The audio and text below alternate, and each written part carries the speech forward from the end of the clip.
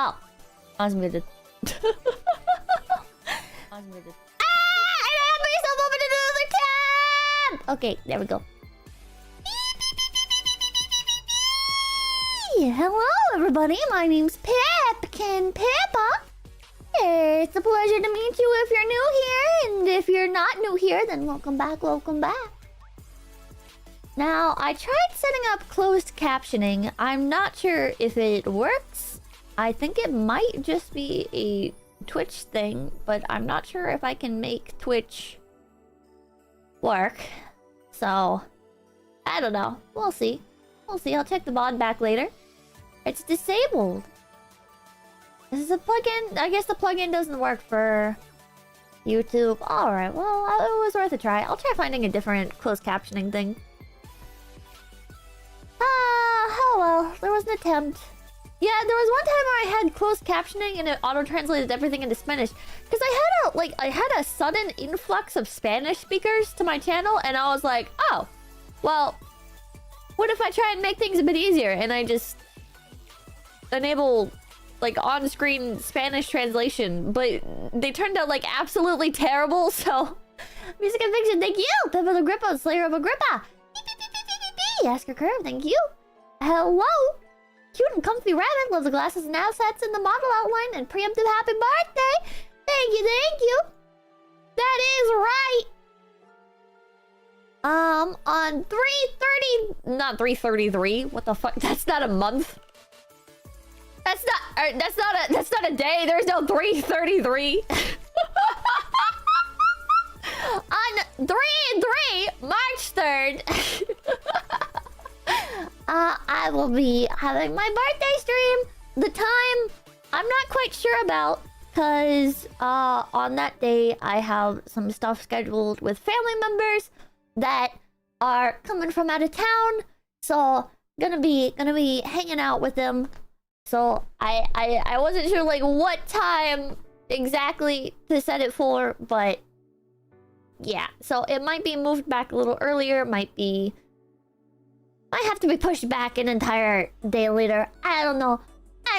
I'm prioritizing spending time with family that I have not seen in many a year. She hates us. I don't hate you. I just want to spend time with family members.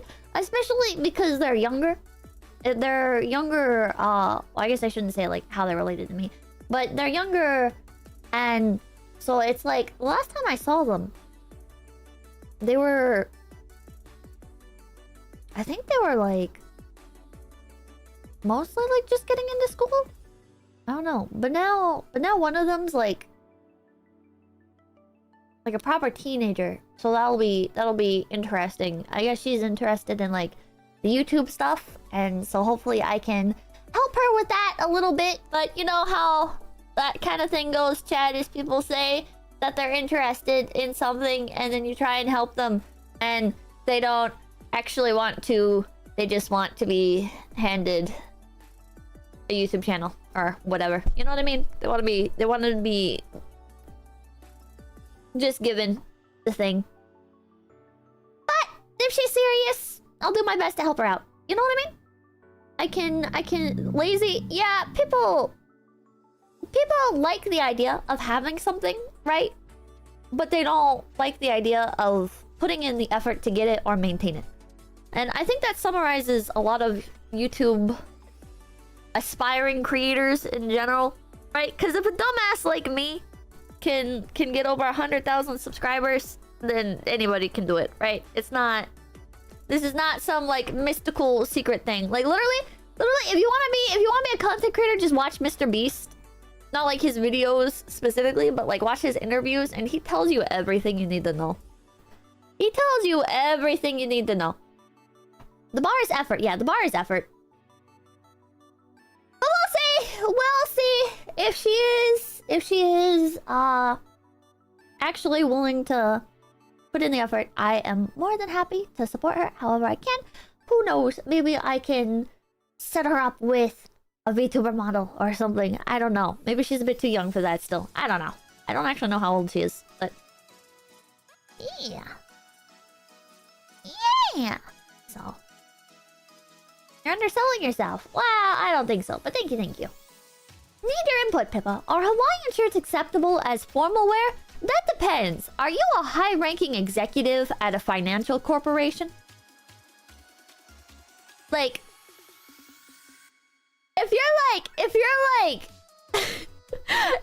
a VP or something at like a bank, yeah, it's probably formal wear. If you are... It's like a certain vibe, right? It's like a certain vibe. Hawaiian shirts. 𝐂𝐴𝐍𝐿𝐢, thank you. Happy birthday, discount Amy. Thank you. Deslars, thank you. Another year, another birthday. Looking forward to yours coming up soon, too. I asked for kids last year, and I wasn't sure what to ask for this year. Either way, glad to spend my birthday with my Oshi. Happy birthday, Deslars. Happy birthday. Mwah! Happy birthday. I hope you have a wonderful day today, and I hope you receive many a present. 𝐂𝐴𝐍𝐿𝐢, thank you. Set her up as a Nepo hire with Florks thing. I don't know if VTuber agency would be the best idea. Also, I don't think she's over 18, so I don't think... Like, Florks agency, I actually looked at that. You do have to be, like, over 18, and the fucking questions on that agency application are hilarious. Lunar Toki, thank you. Happy birthday. It's not my birthday yet, but thank you. Also, the frame, thank you. Happy early birthday, Pippa. My birthday is March 2nd. Happy almost birthday! Happy almost birthday! Wouldn't go for that. Nah. God. If I wasn't already in an agency, though, I would so apply. I would so apply for 𝐶𝑯𝑐's agency. I would, like, hands down. If... God. Oh, man. Like, that is so... He's so based for that. He is so based for that. I am very much looking forward to that. To seeing where that company goes. 𝐶𝑯𝑐. Yeah, 𝐶𝑯𝑐. The guy who makes those sock puppet art comics. Yeah. Yeah, he's making a VTuber agency. I believe. Would you join V Shoujo? Well, I'm already in a VTuber company, so I don't have to speculate about anything like that. Drifter Jax, thank you. Time to become a high-ranking exec at a financial institution. Wasn't that a joke? The agency is like a joke, but it seems like a if it actually takes off, it'll be a real thing kind of thing. Nicholas, thank you. Been following for a year around today and a member for 7 months. Great seeing you grow and been loving FaZe. Thank you. He seems to want to try, yeah. Yeah, Reddit always leads to disappointment and failure. I don't think Flork is very Reddit. Have you seen some of the comics that he makes? Have you seen some of the comics that he makes? There's like the funny haha edgy ones, and then there's like the if you know edgy ones. Comfy Chair, thank you for the $100 dues. Pippa, when you're subbed on this wild ride, brought in by Flavor Clips and stuck around for the duck streams. Best of luck going forward. Can't wait to see what you do for next year. Thank you. Cigarette, thank you. Early happy birthday, Rabbit. Been a great time so far, and looking forward to more for a long time. You're the best, and I know you'll keep kicking ass. Thank you. And the Pippa cameo one. Yeah, I was in one! So I'm biased. God, thank you! Hey Pippa, have you discovered any new conspiracy theories lately? Not that I can think of off the top of my head. A lot of the conspiracy theories lately have been one Google search away from being disproven. Tier of stupid, you know what I mean? Like, new theories are kind of dumb. Yeah, a lot of the new conspiracy theories feel like very poorly planned psyops to me. Outdoors Media, thank you. Very cool, enabling free supas, Yabbit. Here's another for the pile. Thank you. XT Carnage, thank you. I once interviewed the VP at my mom's work for college, and he wore a Hawaiian shirt to it. Very based. See, that's what I'm talking about. Oh, then thank you. Early happy birthday. Any hints on the merch? Well, if all goes according to plan, there should be some Shippa merch. I know there hasn't been Shippa merch since the reveal of the outfit. So if you're a fan of Shippa, hopefully you'll like some of the new merch. Oh, thank you. Tell us the entire lore of the lizard people. There's a bunch of different lore for lizard people. that you can do. You can do the one where they're from the moon. You can do the one for where they're from the inside of the Earth. You can do the one where they're from the inside of the Earth and then they went to the moon, or they went to the moon and then went to the inside of the Earth. There's another one where they're living in the fucking sewers. There's another one where the lizard people are literally just people that like developed alongside the human race, but are like they can like take off their camouflage and stuff. CPPC Tech, thank you. New merch. Happy birthday, Comfy Rabbit. Thank you, thank you. Numbers, thank you. The feds are not sending their best with psyops. Not lately, no. I think they've been distracted with too many world events going on. Azura, thank you. Is that because you just lost media? No, it's not lost media. I actually did find it on my phone. I guess management didn't have it, so it's good that I still have it somewhere. It's on my phone. I just need to transfer it over. I've just been staring at my phone like, man, how do I get this off my phone? I don't know how to use iPhones. Then I don't think you auditioned for Iron Log. You'll nail it with that laugh of yours. Monkey Ninja, thank you. Sorry for making you spur the fuck out. You're playing your TF2 Light Edition. Enjoy your time with your family. I'm going to Puerto Rico to visit family myself this summer, so enjoy your personal time. Hell yeah, that sounds exciting. I hope you have a good time. I hope you have a good time. Management didn't have it. At least they didn't DM me if they did have it. I guess maybe I should have poked them directly asking about it. But like I figured like adding on Twitter got the point across, but oh, it's fine. I had a copy on my phone anyways. Dick the dick, thank you. Did you see the ATF get ratio today? No, but that's hilarious. Would Sleepy have a coffee? A copy? No. No. You didn't ask. I pinged them on Twitter. They saw the tweet. Didn't ask them directly either. Nah. Cause it's fine. I have it on my phone. What got ratio? I don't know. I mean, they TF'd it, but I don't know what they said specifically. Nope. Okay, 15 minutes into stream. Time to actually start getting to the stream content. That big super chats. Joe Burns, thank you. Had a friend of mine make their debut as a VTuber who paints Warhammer figurines. Can you wish Elliot Vulcan good luck? Good luck, Elliot Vulcan! Good luck, good luck, good luck! Joe Quinn, thank you. I hope you enjoyed my 8 cents, Pippa. Thank you, thank you. Boo, more tangent. Has it really been 15? Yeah. Sarah, thank you. Let's create and spread a conspiracy theory. Oh my god. 15 minutes of stalling. These are rookie numbers. Alright, let's get into the content, baby. I know it's just so stuffy. We are back. Only 8 days ago, Gertrude posted another review. So I figured we would start here. If you don't know who Gertrude is, she is a very angry Asian auntie from Vancouver, Canada, who posts the most batshit insane reviews in terms of like how petty she is. So Gertrude has left like 30 plus different 1-star reviews for the same company. That being this like Canada Asian food marketplace. Complaining about things such as the magnet strip on the self-checkout being dirty. Male employees walking past her. Male employees waiting for her to walk by so they can sweep the floor, but she just stared them down like a psychopath.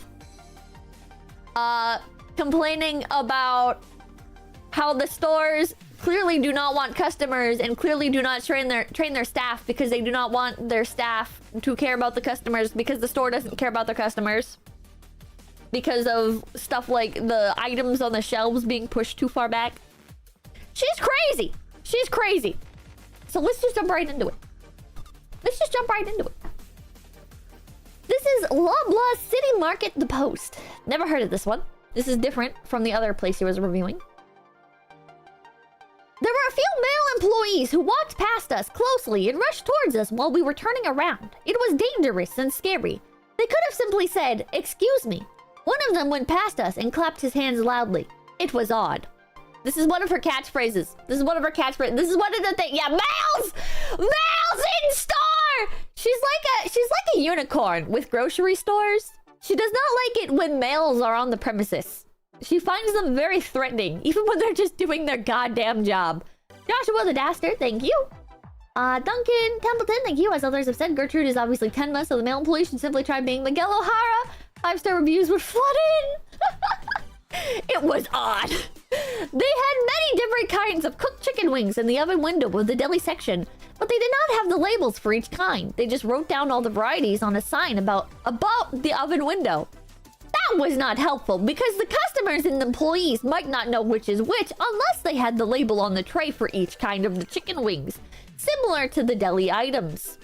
When we were scanning items at the self-checkout station, the male employee there came to us and stared at us. We did not know why, because we did not need his assistance. He was making us uncomfortable. This Loblaws is much smaller than the one in North Vancouver and West Vancouver. They cut off the back area with a big piece of white plastic from the ceiling to the floor. Also, they did not have the aisle for cleaning products as the one on the Arbutus. The one on Arbutus? I don't know what that is. It's not worth it for us to return to this location due to their service and product selection. P.S. They can import more of a variety of products in the store if they use the space that is used for the seating area inside the store. They have a large seating area in the middle of the store, which is quite unusual. Usually the seating area is close to the entrance. Would you want to sit in the middle of the store and eat? I mean, that's kind of fair. Oh, Arbutus is a street. Oh, okay. Okay. I mean, it's kind of, I guess, weird maybe for the seating to be in the middle of the store. Like, I guess it would make more sense for it to be like outside a bit. You know, like at the entrance. Maybe have some like outdoor seating. I don't know. Is this a 1-star review scenario though? No. Another thing she brings up is like the wings not being labeled. Usually if you just ask, they'll tell you. Oh, it rains in Vancouver all the time. Oh, okay. I feel like if the seats were near the entrance, she would be complaining about, do the store owners not realize that when the doors of the store open, a cold gust of wind enters the store? How could they not be considerate of the people who want to sit down and eat? Do they want us to catch pneumonia? You know, I feel like she would say something like that. You know what I mean? You just know that she would be complaining no matter where it was. Yeah, she will always complain. And then there was another one on February 19th. The Corner Shop, Taiwanese bubble tea waffles. The bubble waffle with red bean did not have any egg taste, and the red beans were not sweet at all. The whole thing was tasteless. It tasted like bread with plain flour. Also, it was burned, as you can see in the photo. Moreover, the Taiwanese sausage was full of fat, and it was very chewy. It was gross. This doesn't look burnt to me. Chat, does this look burnt to you guys? Yeah, where is it burnt? Where is it burnt? It looks fine. It looks fine. Yeah, I bet she still ate it all anyways. February 18th. She's been busy. She's been busy. When I was paying, the male cashier spoke unusually loud and he asked for my phone number. I told him no. He insisted and shouted that his reason for asking was in case we lost the receipt. It was inappropriate for him to insist on asking for my number because it is my personal information. I finally told him my number and he repeated it very loudly and thus exposed my personal information so everyone could hear. He then found my name from his computer and said it very loudly as well. It was humiliating. What? Ah! What? Bro, nobody cares! Nobody cares! This is so normal! What do you mean? What do you mean? I guarantee the conversation went like this, chat. Hi, can I get a phone number for the account? I don't want to give you my phone number. That's my personal information. Oh, okay. Well, if you give your phone number, in case you lose your shoes or anything, or need a replacement, or have any repairs that need to be done, you can come back in within 30 days. And this saves you from having to use the receipt to do the return. Okay, fine, I guess. My number is 555-5555-55555, right? And it was like, I guarantee he was like, okay, I see you already have an account with us. The name on the account is Gertrude. Is that you? And she's losing her shit! She's losing her shit! It was humiliating.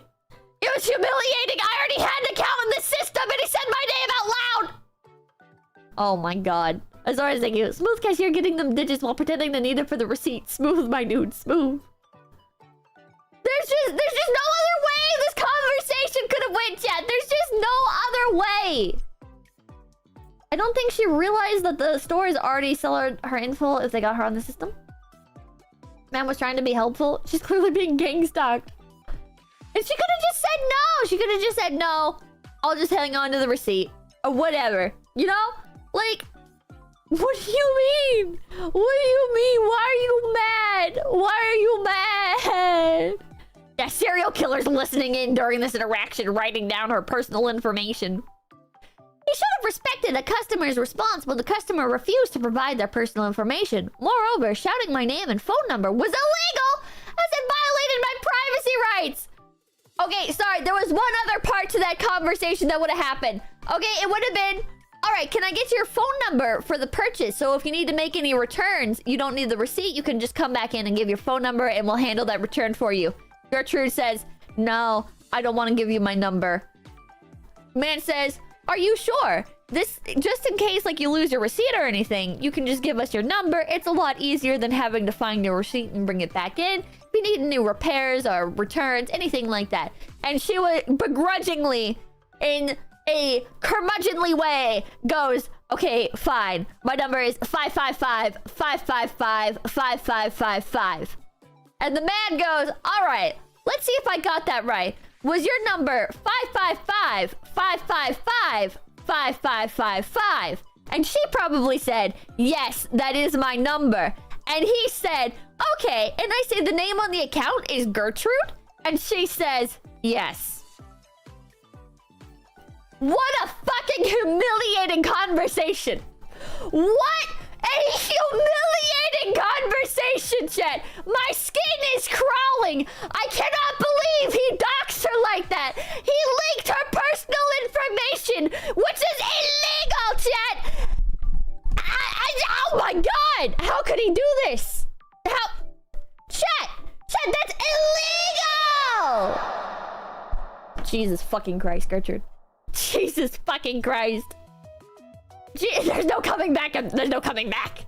Sorry, what the hell? Thank you. Daxing. It was clear that the company did not provide privacy training for its staff. What do you mean privacy training? This is standard. Oh my god. He asked for my phone number. He clearly does not respect the privacy of his of the customers. The employees do not care about the customers at all. Clearly, they do not want anybody shopping at their store.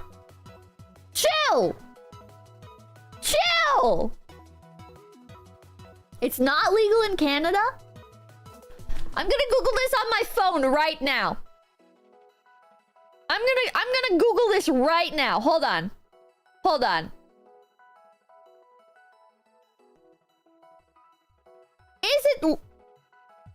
Is it illegal to repeat a customer's phone number in Canada?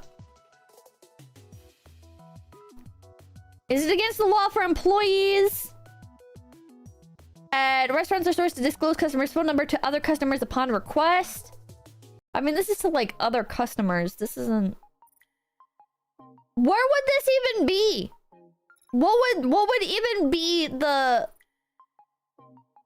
What would even be the thing? What would even be the thing? I don't... Chad, what would even be the law? I can't imagine... Because you already gave him your fucking phone number. Privacy and Shopping Act. I can't tell if I'm getting one guide. Privacy in Shopping Act, Canada. Because Canada is so fucking batshit insane and weird that, like, it kind of sounds like something that they would have. Personal Information Protection and Electronic Documents Act. Retail Privacy and Data Regulation. Okay, wait, so there is some stuff about this. All countries have laws about that. Okay, well, in America, it is it's standard practice when you go somewhere and you give them your phone number, okay?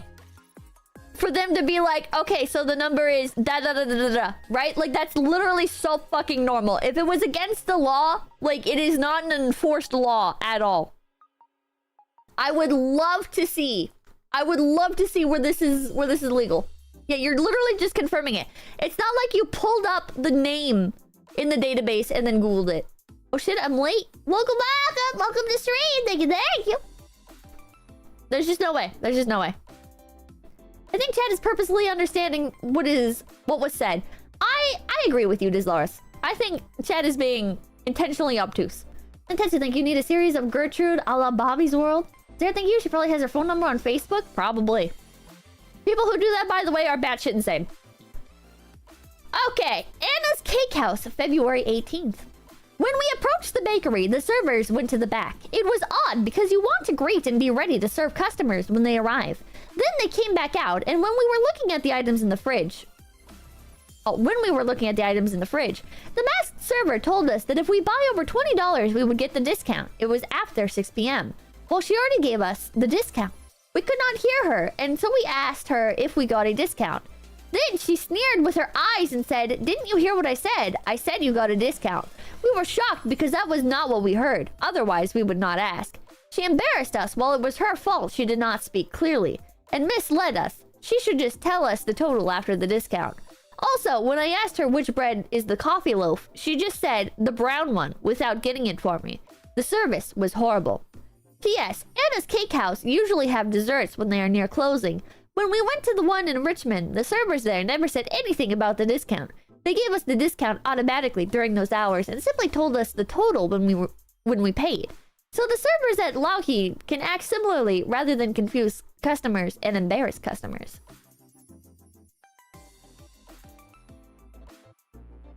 Like, this would be rude, but I just don't believe her. Chat, I just don't believe her. There's just... Chat, is this believable? Like, this would be believable if it was anybody else, right? If it was anybody else, I'd be like, wow, that's fucked up. I can't believe they were, like, that direct with you like that. Like, that's pretty rude. But when it's Gertrude, all I can imagine is that the lady at the register, she probably, like, smiled. And, like, it looked like she was sneering because when you give, like, a big smile, your eyes get more, like, squinty, right? And so Gertrude must have thought that was, like, her sneering at her. And then what the lady actually said was, "Oh, sorry, I guess you didn't hear me through the mask. Yes, you do get a discount." Like, it was probably something stupid like that. Well, Mugs and thank you. God bless Gertrude with good health so we can have more content. True. May this bitch live forever. Big Flag, thank you. Does this woman go out in public just to be angry? I think she does. She's like a Twitter activist, but... I guess a Yelp review activist? I don't even know. I've seen people like this plenty of times. Like this, maybe not from her, but it does happen. Yeah, like this is a believable interaction. It's just not believable when it's Gertrude saying it. Jack Manson, thank you. Just shelled out over 80K in payroll for these incompetent hams. Also, you're on a TV in the cafeteria of an oil rig. Anything to say to the night shift? Hello there, night shift members of the oil rig. I hope you're staying safe and, well, and, thank you for doing a dangerous job. Thank you. I read 𝐒𝐻𝐸. That had an oil rig in it. I know. A tiny bit. I know, a tiny bit. Alright. Sung's Kitchen, February 11th. First to review. Oh no. Oh no. This is this restaurant's first ever review. Oh no. God. So first to review, if I'm understanding this correctly, means this restaurant probably like just opened. Or they just got a Yelp account and Gertrude was the first to go on there and leave a review. Which means that when you look up this kitchen on Google, you're gonna see an immediate 1 out of 5 stars, which does actually massively impact the business of these businesses. God, I can't find a good way to word that. This is so sad. This is so sad. This is so fucking sad. Oh my god. The soup for the cuttlefish ball noodles was tasteless, and the cuttlefish balls were made of mostly fish with only bits of cuttlefish. Am I misremembering what a cuttlefish is, chat? Aren't cuttlefish, they're like, are they crustaceans? They're like little hold on, cuttlefish. I gotta look up what a cuttlefish is. Oh wait, no. Cuttlefish are they're like squid. Yeah, they're like squid. Okay.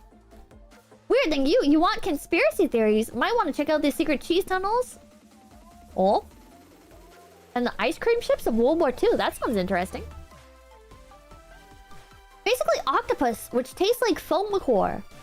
Ah, okay. You cannot taste the cuttlefish. It was surprisingly disappointing. The guy behind the counter told us it was a combo when we also ordered the curry fish balls, the Swiss chicken wings, and a cold milk tea. Then he asked me what I would like for the drink. We did not ask for combo. We wanted a regular order of the curry fish balls and a regular order of the Swiss chicken wings. So I was surprised that he asked me for a drink.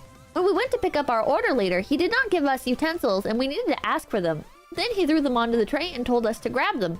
Moreover, he did not look at us the whole time when he talked to us.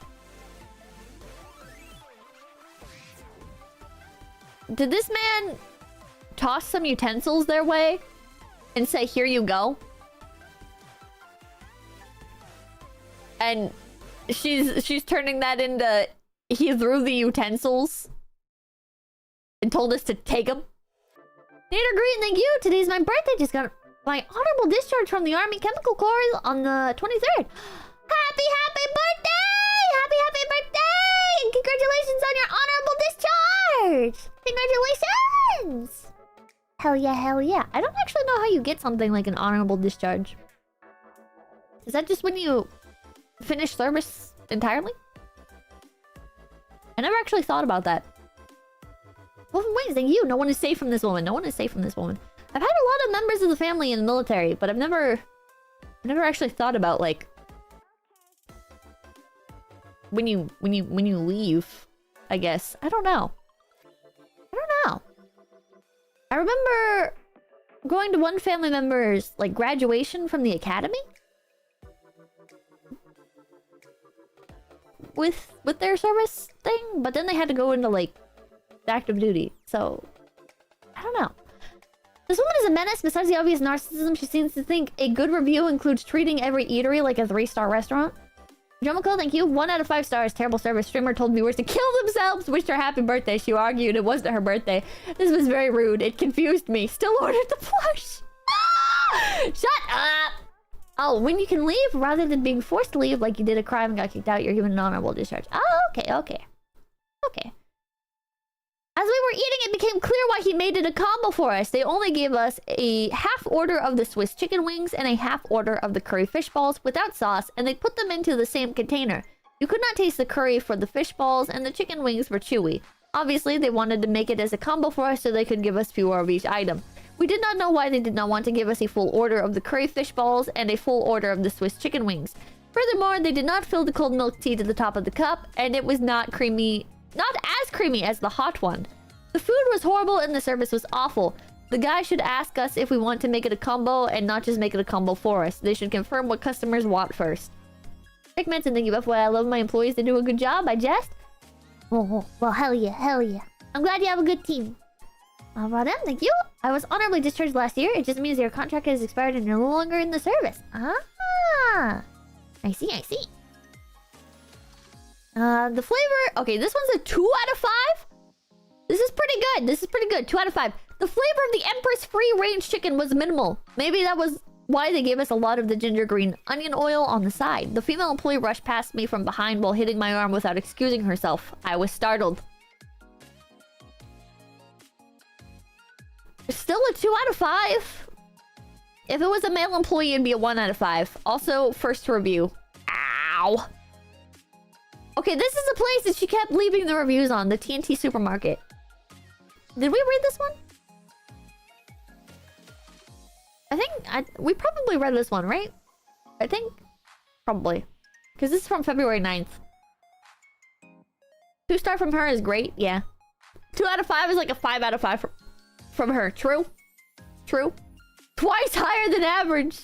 Which is something my girlfriend left me and I'm becoming a VTuber and I got a raise at work and I'm 35. Can I get a congrats?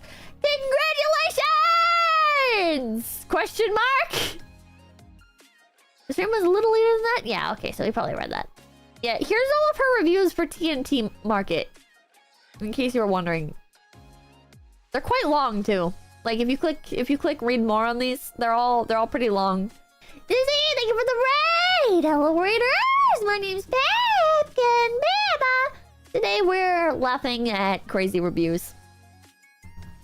Oh, this one... Wait, this one like dissects the cost? We're gonna do this one last one. We're gonna do the last one and then we're gonna move on to some other silly review stuff. And then maybe we'll come back to these later. I had a female employee come to the queue outside the store to take down the order from the customers in the queue.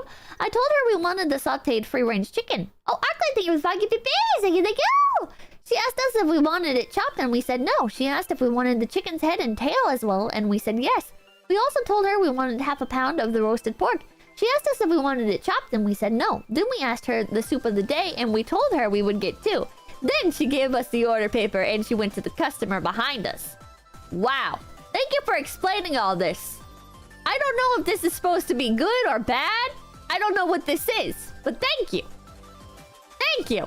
Gertrude, thank you. When we were inside the store at the cashier counter, we told the cashier we wanted 1 pound of the barbecue spare ribs as well.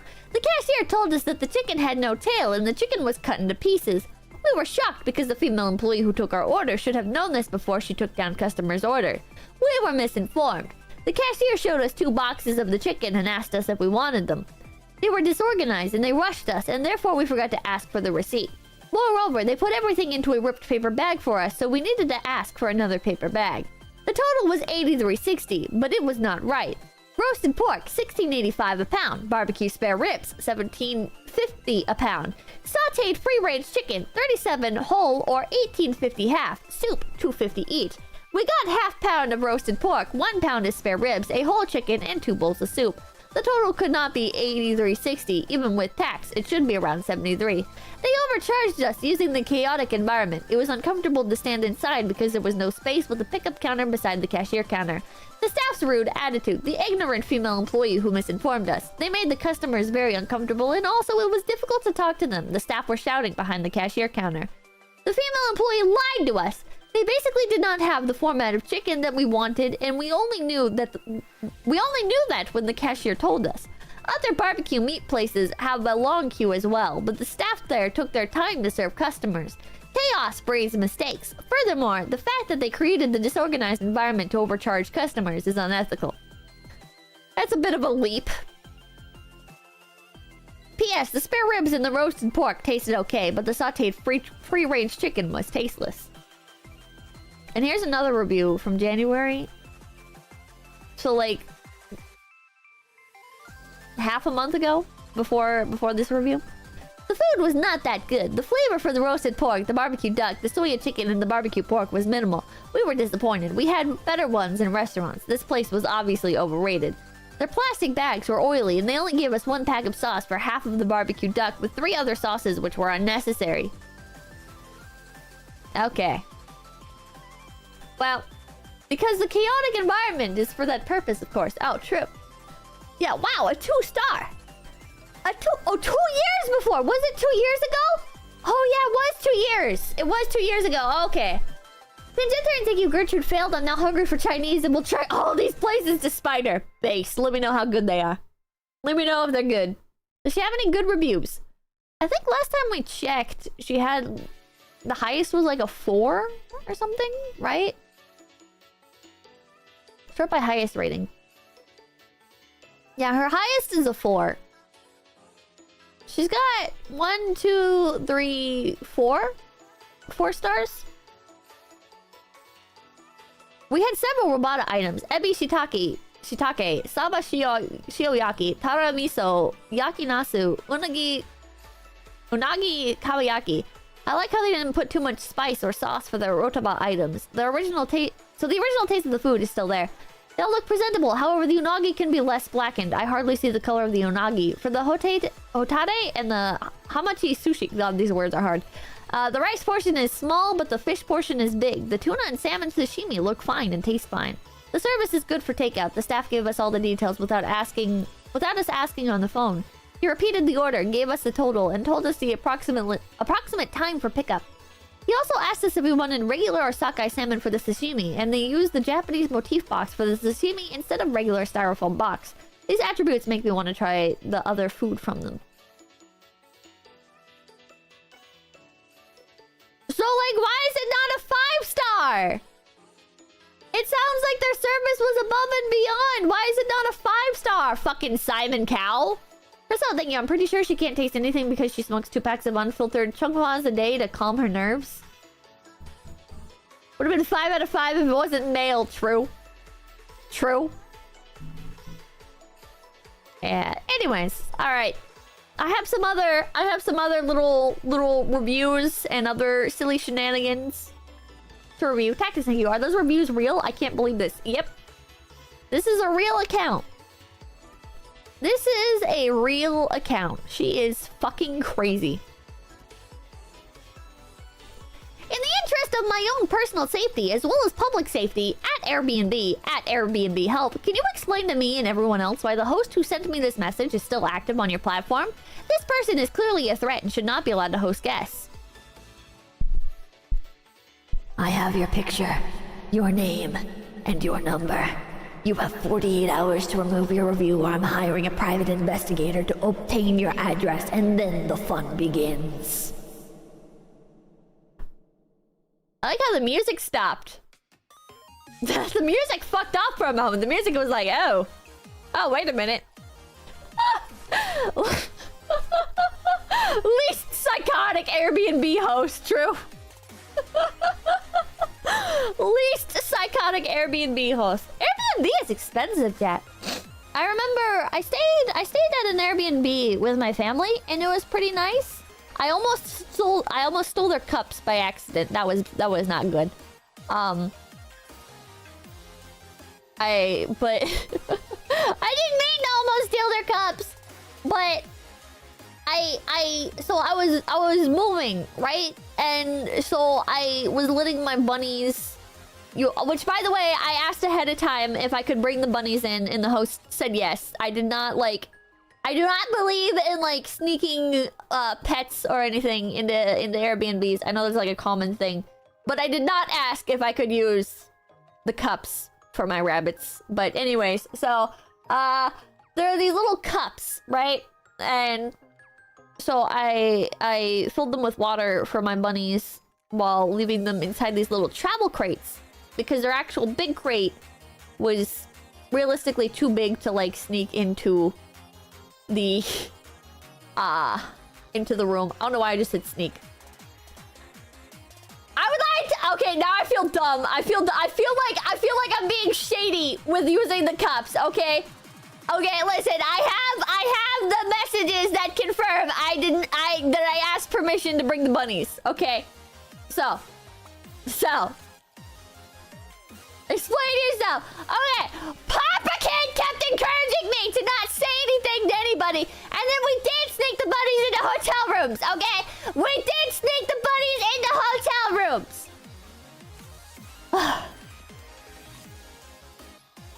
I got that off my chest. Anyways. So. Pumpkin base! No, not base! That was terrifying! Jesus Christ. Do you feel better? I do. I do. So anyways. I used the little mugs that they had for my bunnies for water, because they were each in their own crates, and I didn't think to get them little each individual travel cups. So yeah, CPP stay. Thank you. Buddy smuggler alert. No! Imagine suitcases making beep beep beep beep noises. No. Well, thank you. Pippa's crimes, theft, smuggling animals, keeping them in small crates. No! Phil said thank you. You're going to jail, Pippa. No, I'm not! No, you blame this on your father. Oh my god. Anyways. That one Airbnb was pretty cheap. It was pretty cheap. It was pretty good. But then every other Airbnb we looked at after that was like stupidly expensive. Especially, surprisingly, the most expensive Airbnbs were the ones that were like out in the middle of nowhere. Where it's like, there's only like 3 Airbnbs in the entire town. And those are all like they look cheap at first, right? When you're on the Airbnb app, they're like, they say like $100 a night, which is still pretty rough, right? For, I guess, like what you would expect, but maybe I'm a cheap ass. I don't know. $100 feels like a lot for me. I like the ones that are like $80. But the ones on the nowhere, they list them for like $100, right? But then when you actually go to like book the night, there's like $250 of extra fees. And so like $50 of that is my dog, right? $50 of that is the cleanup fee or whatever for my fucking dog. Even though there's already all these rules about how like you need to do this and you need to do that if you have a dog, blah blah blah blah blah, right? But fucking, it's like, yeah, cleaning fee, admin fee, sheets fee. They're like, by the way, you need to do the laundry, drop the laundry off in the thing. It's like, what the fuck? So your total ends up coming to like $250 to $350 a night, and it's like, God, I could stay at like a really nice hotel for this. I could stay at a really nice hotel for this. You people are fucking insane. Alexander the Resurrection, thank you. Pippa traffics and enslaves her own kind. Oh my god. And part of it is because like the cleaning fee, I guess, like stacks per person. So because there's 3 of us, me, Mamakin, and Papakin, it's like $50 per fucking person, and you're like, huh? Hello? Or like $25 a person, or $30 a person, whatever. Point is that's a shit ton of money, and it adds up fast. And then there's just all this shit. There's just all this shit. It's a scam. It's such a fucking scam. Hotels are way more worth it when you're out in the middle of nowhere. God. Just listen to Gabby Bell cover the shit with Airbnb earlier this morning. Did somebody do a video complaining about Airbnb? Because I would love to watch that. I would love to watch it. I would love to feel vindicated in how fucking insufferable I find most Airbnbs. It's like, Jesus Christ. Jesus Christ. Alright.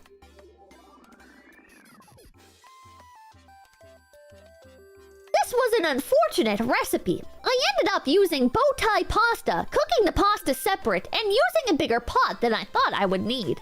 With those exceptions, I followed everything else. Once I added in the water stock and wine, it started to go downhill from there. After adding in the half and half, it never blended. I think the problem is with the bow tie pasta. It was too big for the recipe. After letting it simmer, the 3 cups of water forced all the sauce to simply sit in place. Nothing ever blended, and I was forced to drain the entire thing. I suspect cooking the pasta separate and using bow tie pasta was the culprit. Overall, I'm unsatisfied with the final product, since the 3 cups of water after already cooking the pasta was a bad idea.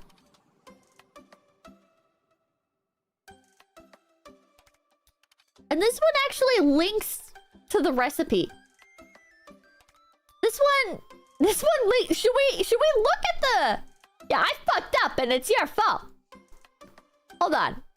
Let me open the original recipe and let's compare and contrast.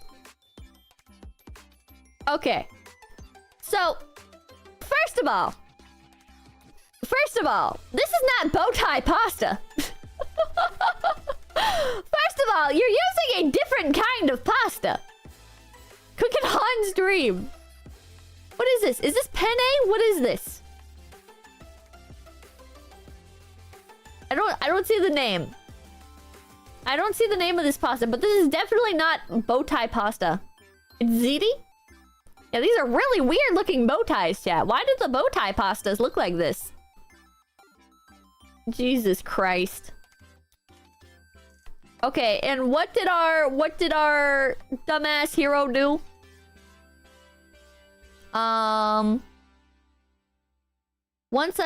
Okay, after adding in the half and half, it never blended. I think the problem is with the bow tie pasta is... Yeah, so the entire thing was them being stupid.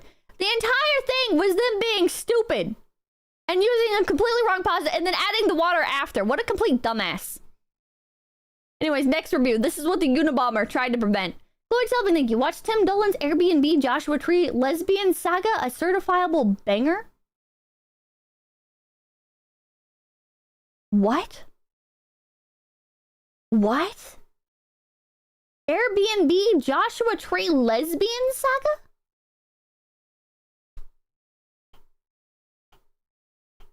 Also, this was for 𝐒𝐡𝐚𝐭, by the way. This one was for 𝐒𝐡𝐚𝐭. Also, the music cut out. I hate that so much. When the music cuts out, I feel like... I don't know what. I don't know what I feel like, but it feels wrong. Hold on, let me start it over again. It just kind of like kills my train of thought entirely. 3 out of 5 stars. I don't like peaches, so I substituted carrots. It wasn't very good. It needs more sweetness. This was on a recipe for peach ice cream. So how do you go from peaches to carrots on a peach ice cream recipe? How does that make any fucking sense? Yeah, my dude. It's peach ice cream. It's peach ice cream. Yeah, they're both orange. Sorry, my bad. They're both orange. It only makes sense. They're both orange. Profound pigheadedness. This calls everything else she's done into question. This is not Gertrude. This is a different person. But yeah. Holy shit, Bahamut, thank you. They're the same color. Duh, my bad. My bad. So true, King. They're the same color. Another review for 𝐒𝐡𝐚𝐭. Wow, 99% rating. It must be a good game then. Never mind. It's just weeb simping for a popular anime franchise. And we know that Oh, wait, no. This is HoloCure. This one was for HoloCure. Never mind. It's just weeb simping for a popular anime franchise. And we all know that anime fans have very low standards. Disappointing. My favorite anime. Hololive. My favorite anime of all time. Hololive. Buddy. This kind of gives me nostalgia a little bit for like when people would look at Hatsune Miku and be like, what anime is she from? And then you have to try and explain, well, she's not actually from an anime. And then they're like, well, she looks like an anime character. And it's like, yeah, I mean, it's like anime art style, but... Cracking open a cold one, yep. I bet his favorite game is Fallout 76. I bet his favorite game is something like Fallout 76. Christopher has had enough of reading about other people's substitutions. Christopher Tiffany, 5 stars. I substituted tofu for the steak, corn pops for the potatoes, and used some dandelions instead of the jalapenos. It was awful. Never again.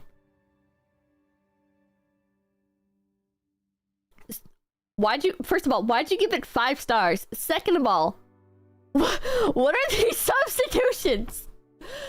5 stars! Terrible! It was awful! Never again! I cannot believe how horrible this tasted! 5 stars. It's a joke? This was a shit post? I wonder. Oh my god, reading through these comments, seriously, everyone but one commenter altered the recipe. So many omitted meat on a oh, wait, is there? Okay, no, there's no link to the... Okay, yeah, there is a link. Come back to that one.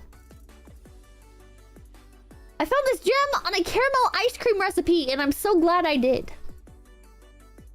I don't blame the recipe for what happened.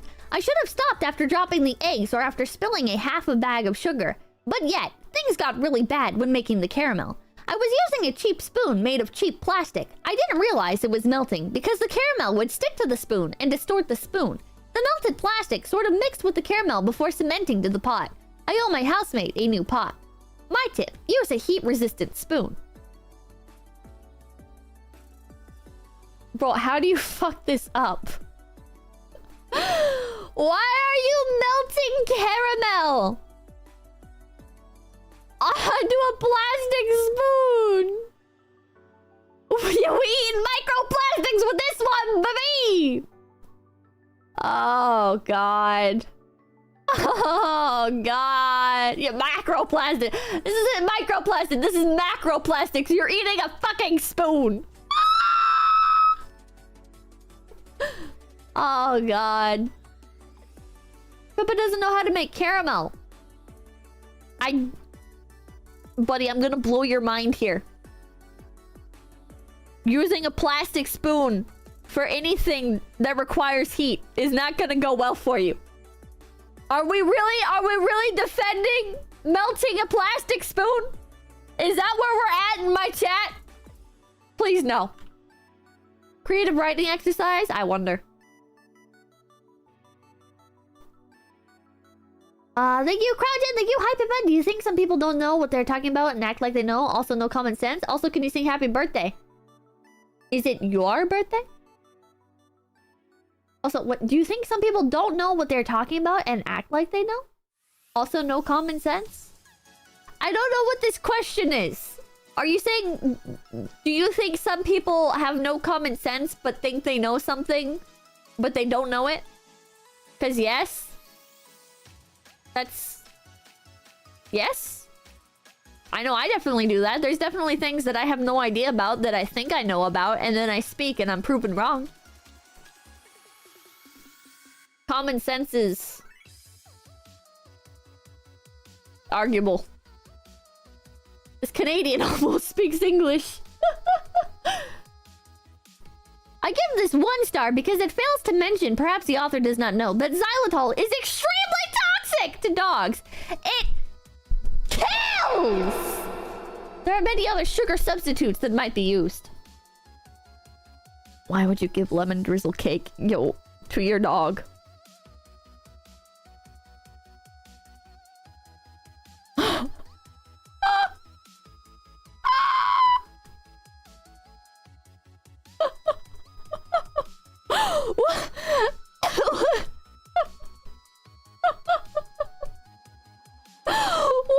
Why are they giving... What? It's lemon drizzle cake!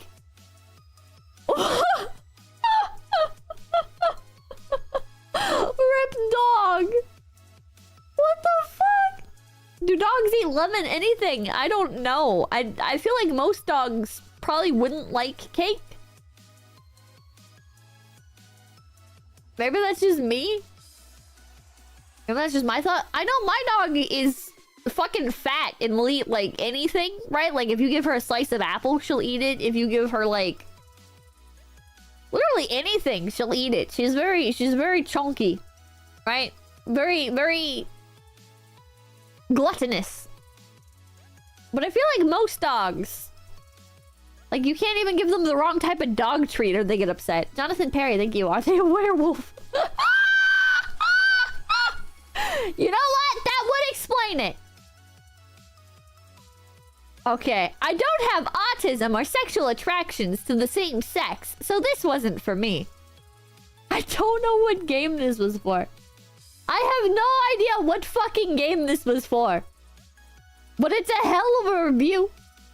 Also, early access review. I wonder what game this was for. Probably Holocure? Nekopara again? Maybe it was Nekopara.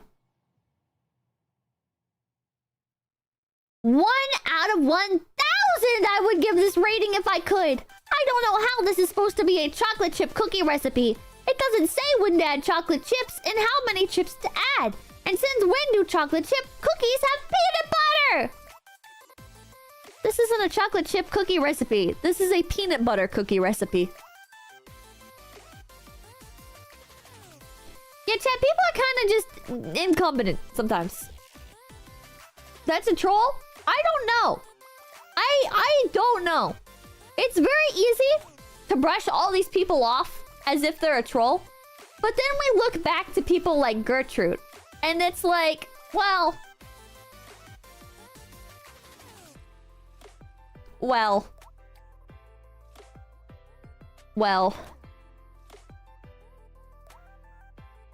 Maybe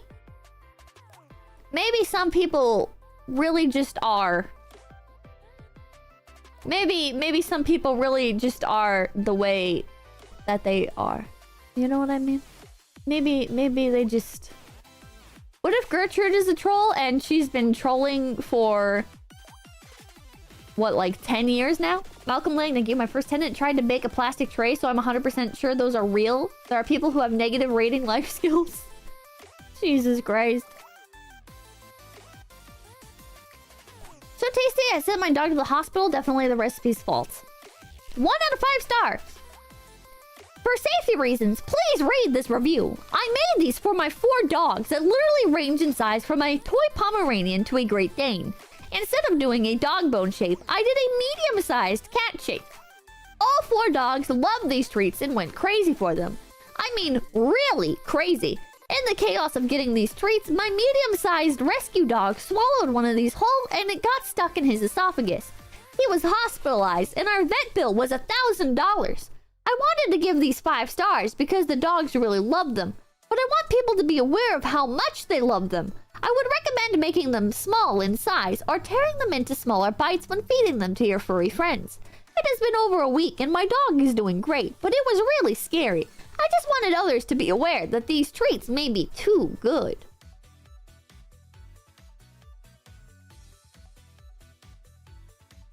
Chat, this is how stupid people are. Science fiction thingy. Snoop Dogg has a cookbook that has peanut butter chocolate chip cookies in it. That stuff hits hard. Oh. That's actually kind of reasonable in a dumb way. This is not reasonable at all! This is not reasonable at all! This is entirely on this person! Hold on, how... Instead of doing a dog bone shape, I did medium-sized cat shape. I wonder how big the original recipe even said to make them. But this is like...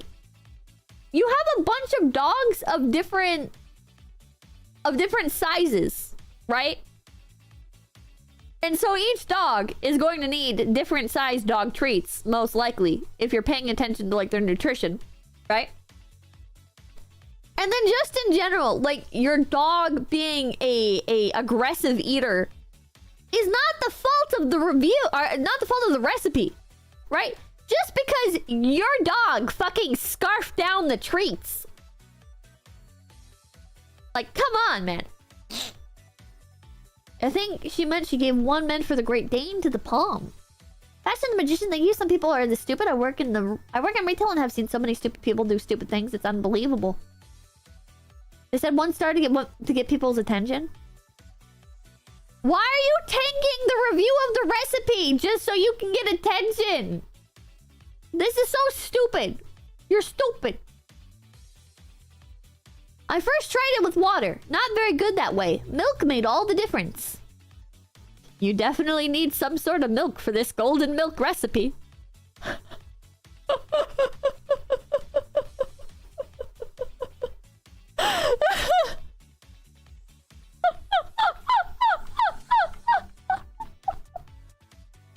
You know what this golden milk needs?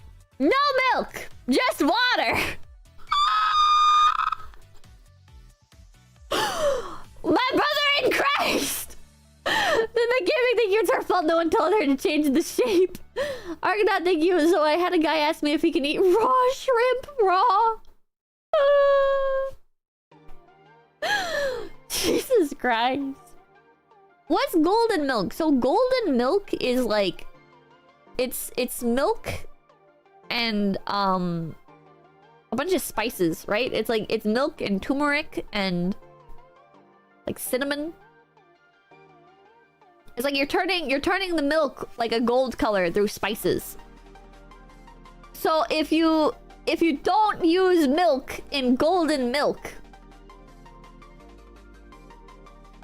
you're basically having water with a bunch of spices in it, which is like could err on the side of like being like tea, right? But it's just spicy water. There's just spicy water. But if you're just dumping, if you're just... I don't know. I don't know how you would differentiate, I guess, like tea. Because I've had, like, turmeric tea before. Like a very neutral tea. Yeah, point is it's not the same. Just plugging your nose to sound cute. My brother in Christ, I sound nasally and annoying. My nose is plugged because I have allergies. Does this sound like I'm voluntarily plugging my nose? Buddy! Buddy! Fuck off! Are we gatekeeping sniffly noses now? Listen, thank you. Knowing that people like this exist makes me feel better about myself, but depressed about society. True. Just remember that the average person is not very smart. The average person is of average intelligence.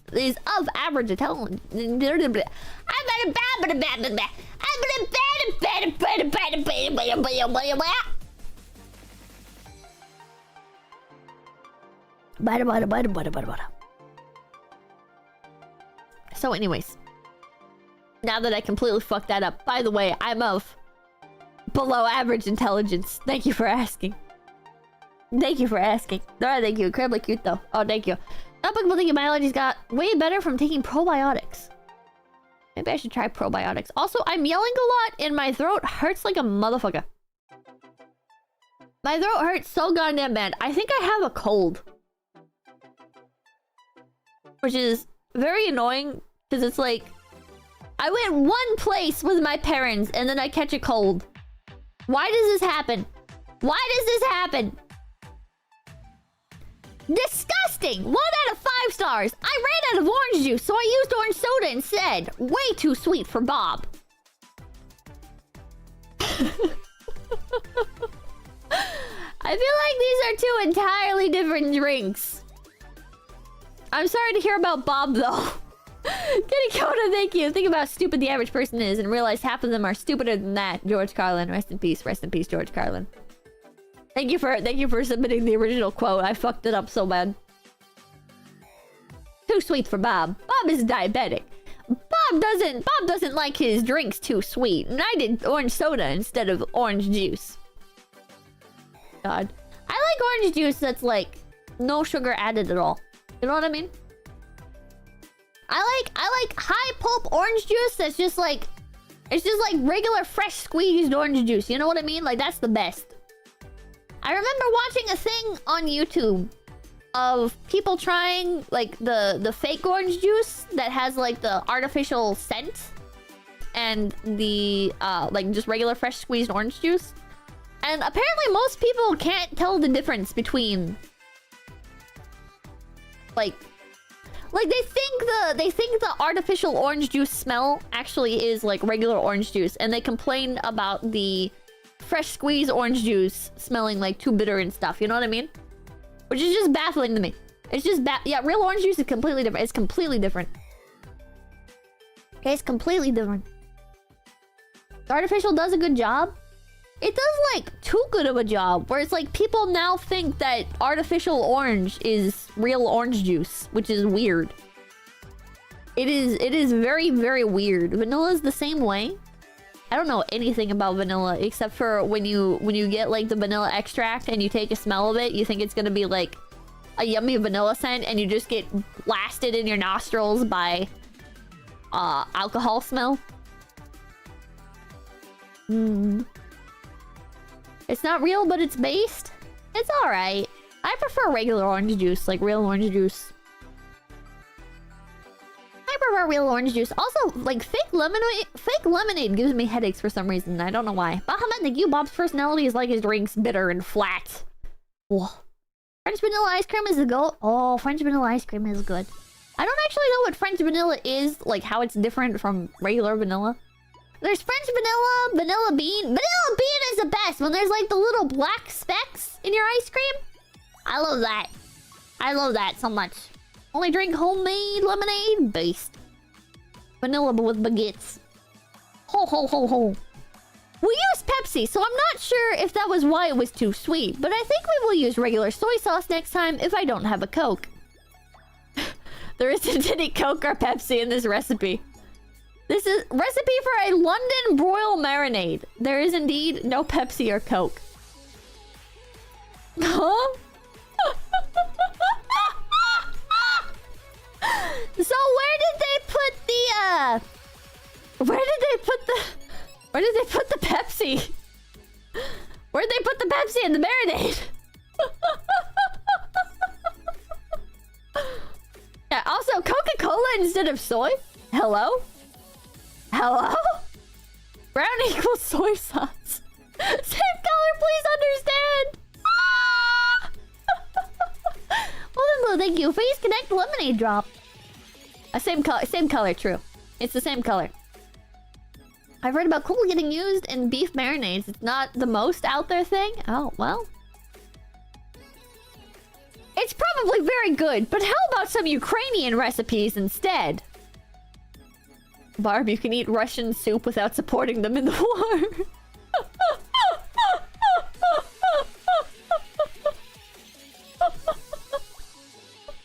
Why are you posting Russian soup recipes? How about some Ukrainian recipes?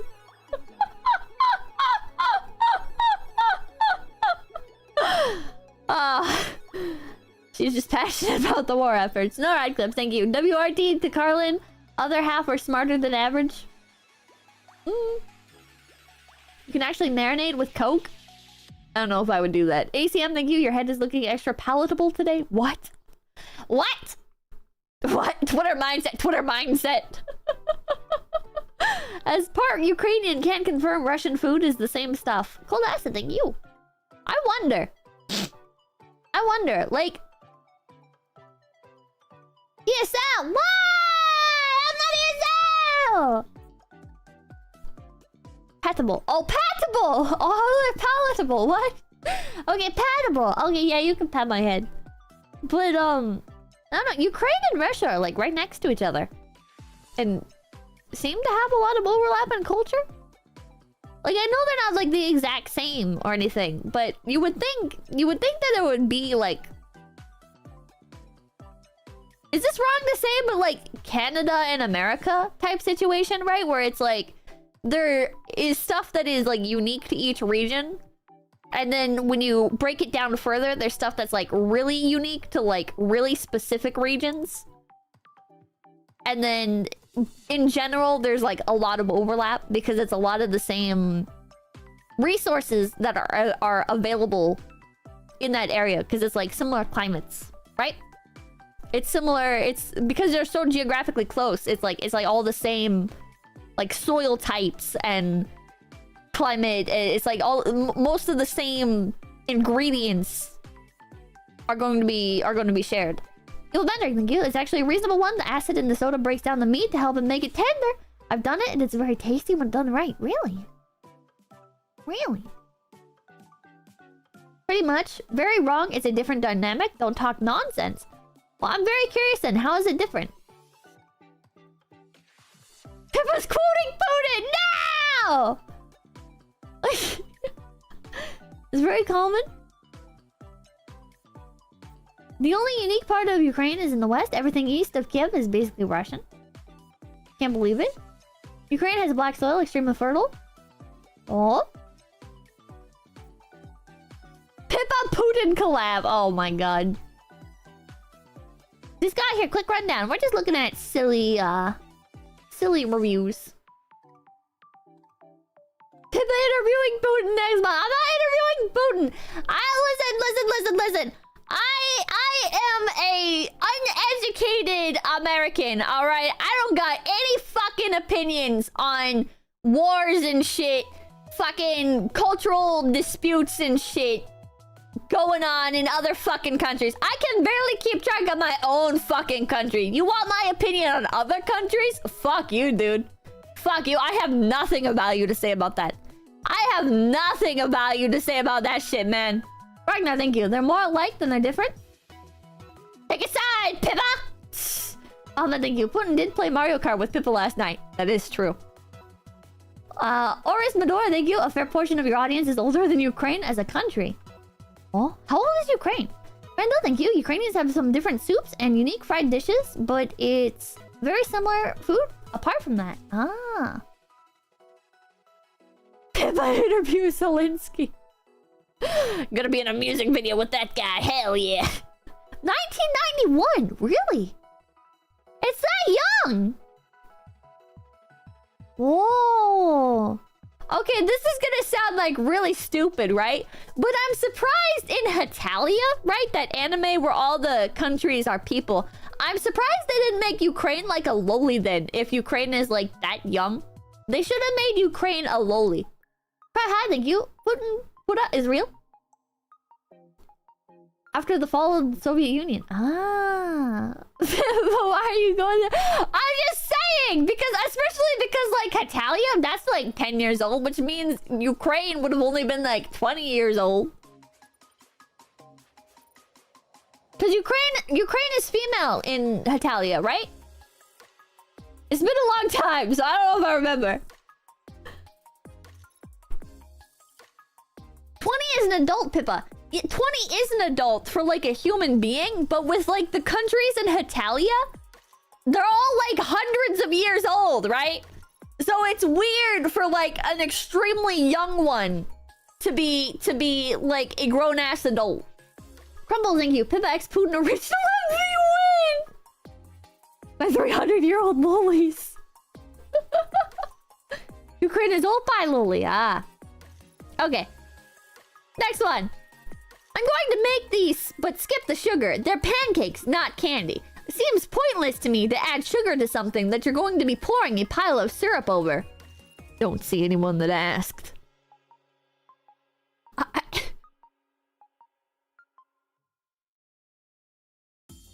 This just seems like a weird thing to get upset over. This one seems like a Gertrude thing, but I do also agree with them, right? Where it's like, if I'm making pancakes, I don't think I'm gonna add sugar to them. Maybe brown sugar? I might add like brown sugar to pancakes, right? Because that's like a... I feel like a more compatible type of sugar, right? Brown sugar is really nice. Like brown sugar is like... It's special. You know what I mean? Some recipes require sugar. Ah. A little sugar helps them brown. Oh. This is why I don't cook. Almost, thank you. I want to hear more of Pippa's geopolitical takes, but only with reference to Hetalia. Okay, so like Israel in Hetalia.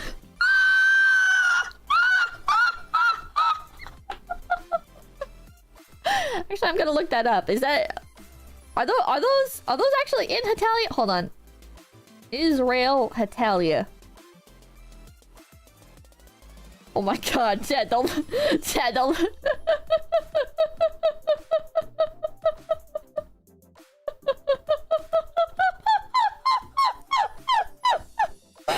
Chat, you are not gonna believe what comes up when you type... What, like, the autofill is when you type in Israel, Hetalia. You are not gonna believe. Some generic name, thank you. Ukraine was destroyed by Germany and Austria and the Soviets from the 1800s to the late 20th century. They weren't truly free until the 90s. Ah. Is Italia an anime or the other category? It's anime. Aaron J, thank you. You can't get a husband/wife without cooking, Pippa. Listen! Listen! Fuck you! Samantha says, too much sugar! I made it without any sugar. There's plenty in the fruit alone. Why give everyone diabetes? My sponge was flat and the cake had no taste. And the icing was slop.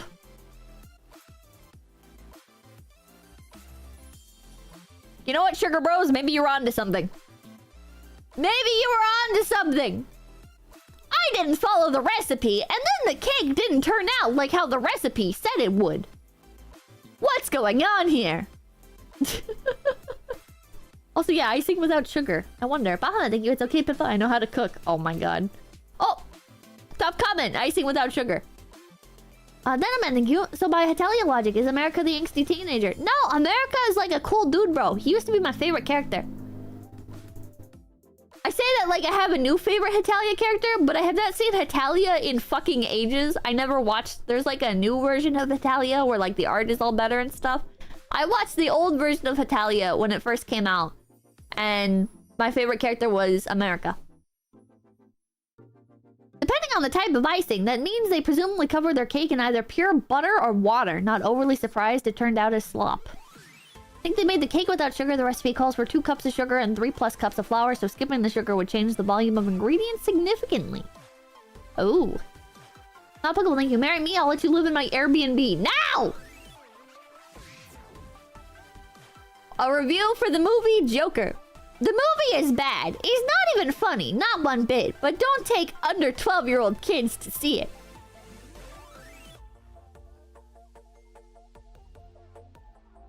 Hey chat, do you guys think maybe taking children under 12 to the Joker is something that should be probably like readily apparent when you look at the rating of it?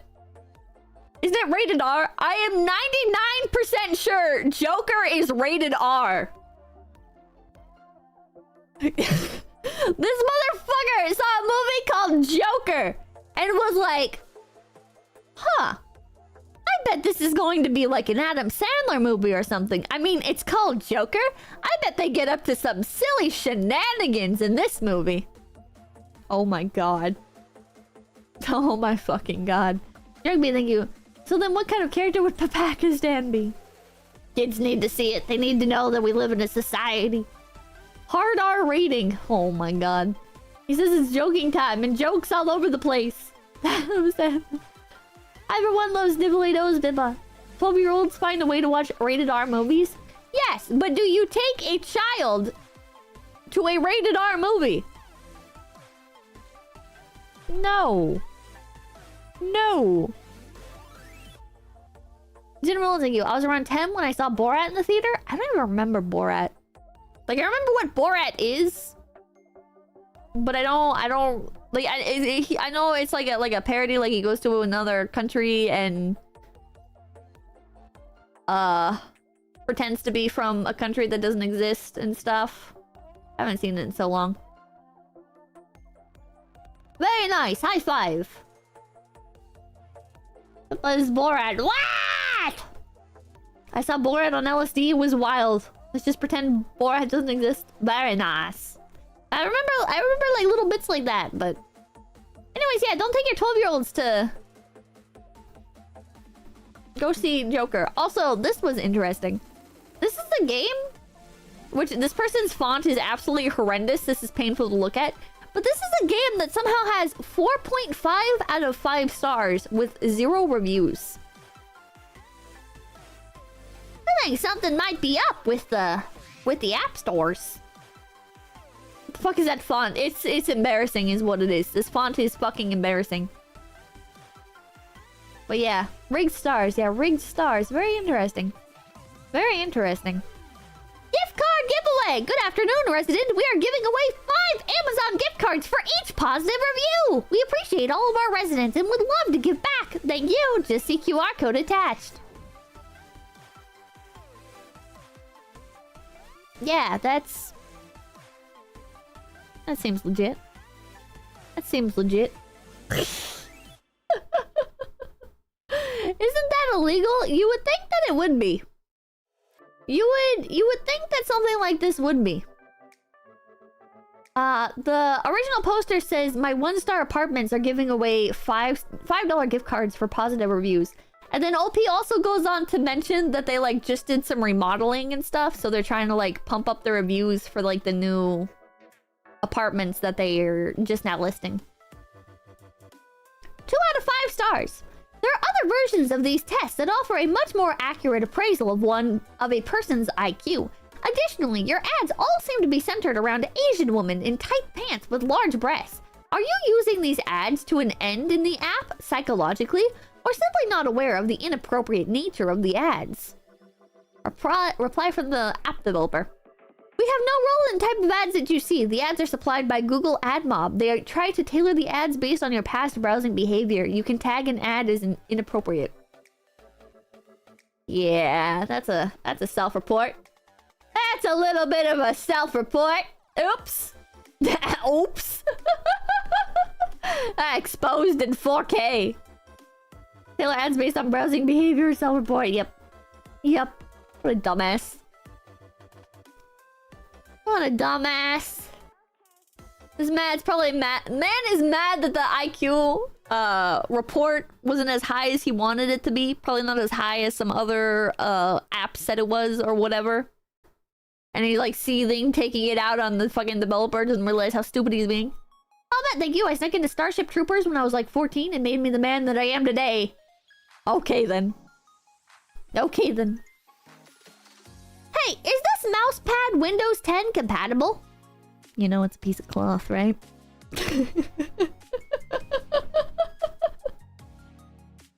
Chat. Chat. How do we feel about this one?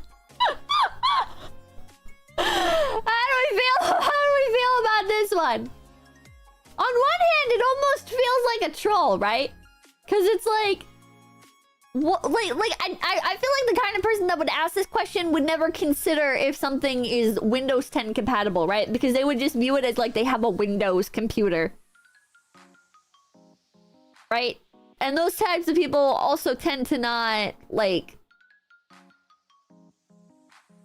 They tend to not care about, like, compatibility. They don't think about it, you know? So I don't know. It has to be a troll? I don't know. You never know. You never know. Oh, there are wireless charging mouse pads. Oh. I am IT adjacent. People are this stupid. Technically didn't answer the question. Technically did not answer the question. Not working crap. Nothing has come to talk to me while I'm using, and I have got a made-in-China product imported from the United States on this Amazon order. Complete crap. Do not buy. 2 stars. Highly priced. Keep in mind the product. Doesn't work. Nothing moves, man. Complete crap. Chat, do you want to take a guess what this is? Do you want... Chinese made. Do you want to guess what type of product these reviews are for? Sex bot, a standee, a picture, a Roomba, a stuffed animal, a box, a kazoo. That's right, Radical Radishes! This is for a Ouija board. This is for a fucking Ouija board, chat. 1 out of 5 stars, not working. Nothing has come to talk to me while I'm using. Highly priced, keep in mind the product. Nothing moves, man! Complete crap! It's a fucking Ouija board! What did you expect? Welcome, Lane. Thank you! These people get to vote, by the way. True. All these people get to vote. Jeez, yeah, spirits not included. They forgot to... Fuck, man. They forgot to include on the packaging. Spirits not included. We just wrote an Amazon review. Now do the stream with it. No, I already got rid of it. Didn't get a ghost waifu to haunt me. 0 out of 10. Ouija boards work, but there has to be another person. You can't say that after your Ouija stream. Shut up! Person who sells his wife. Thank you. Can confirm it doesn't work. I am the maid. My nose! Okay, so these are reviews for the Threads app, which I guess is like Twitter, but made by Instagram.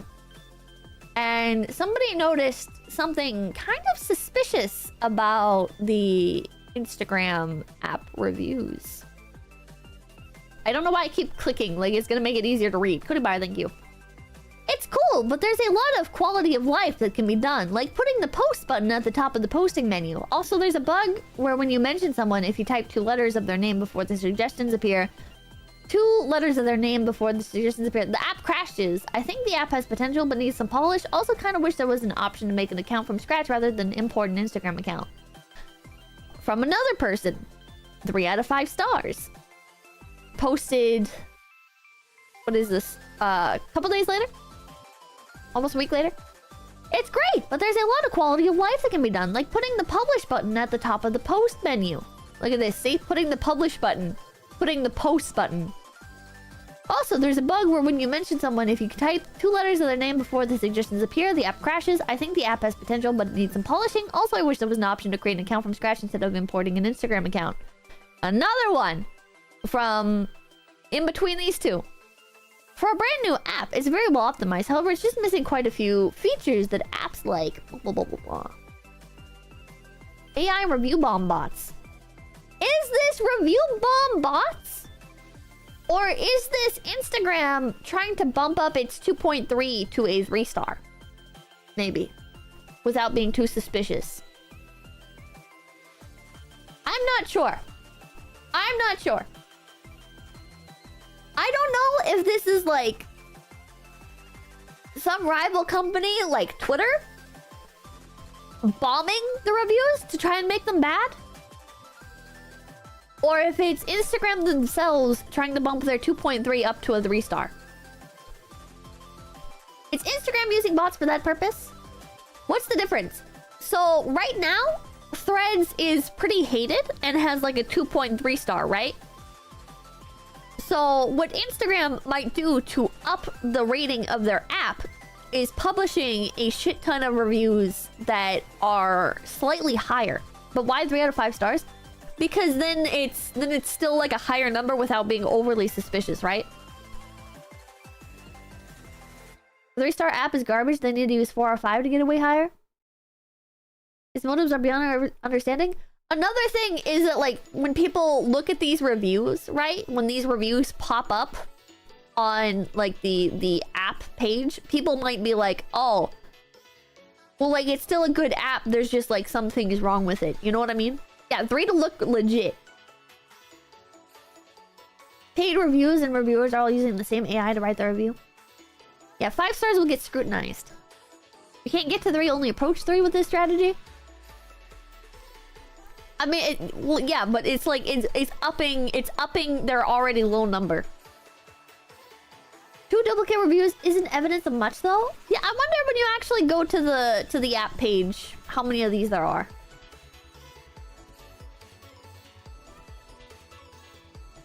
Do you peel the onions?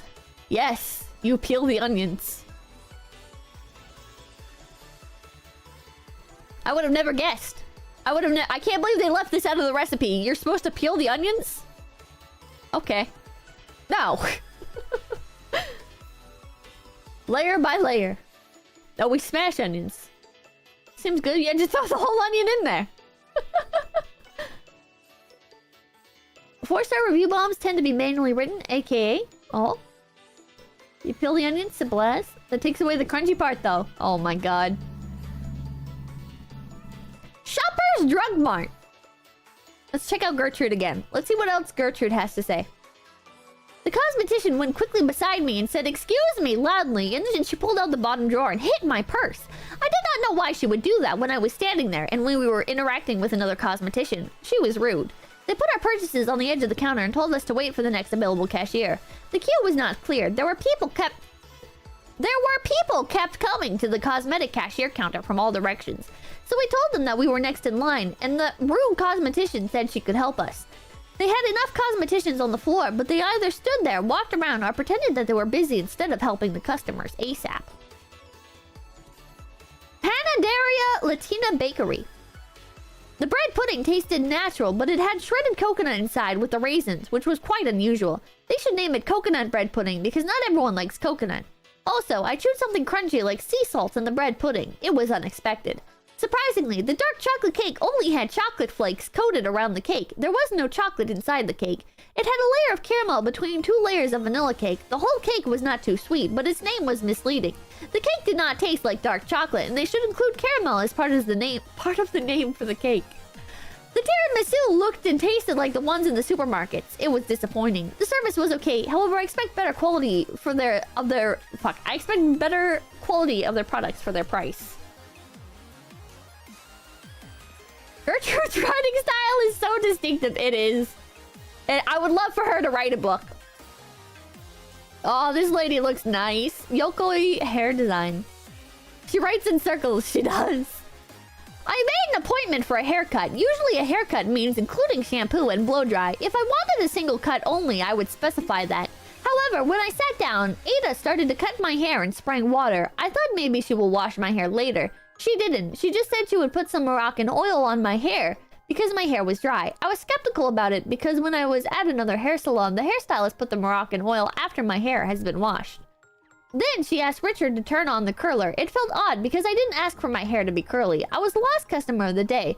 She just kept cutting, and then she curled the ends of my hair. She said, I want you to have a different style. Do you know the star XXX? She looks nice with this hairstyle, but this is not what I asked for. I just wanted my hair to be straight with layers and the ends trimmed. She also said, I bought the curler for $100, but now curlers are so cheap, only $40 something.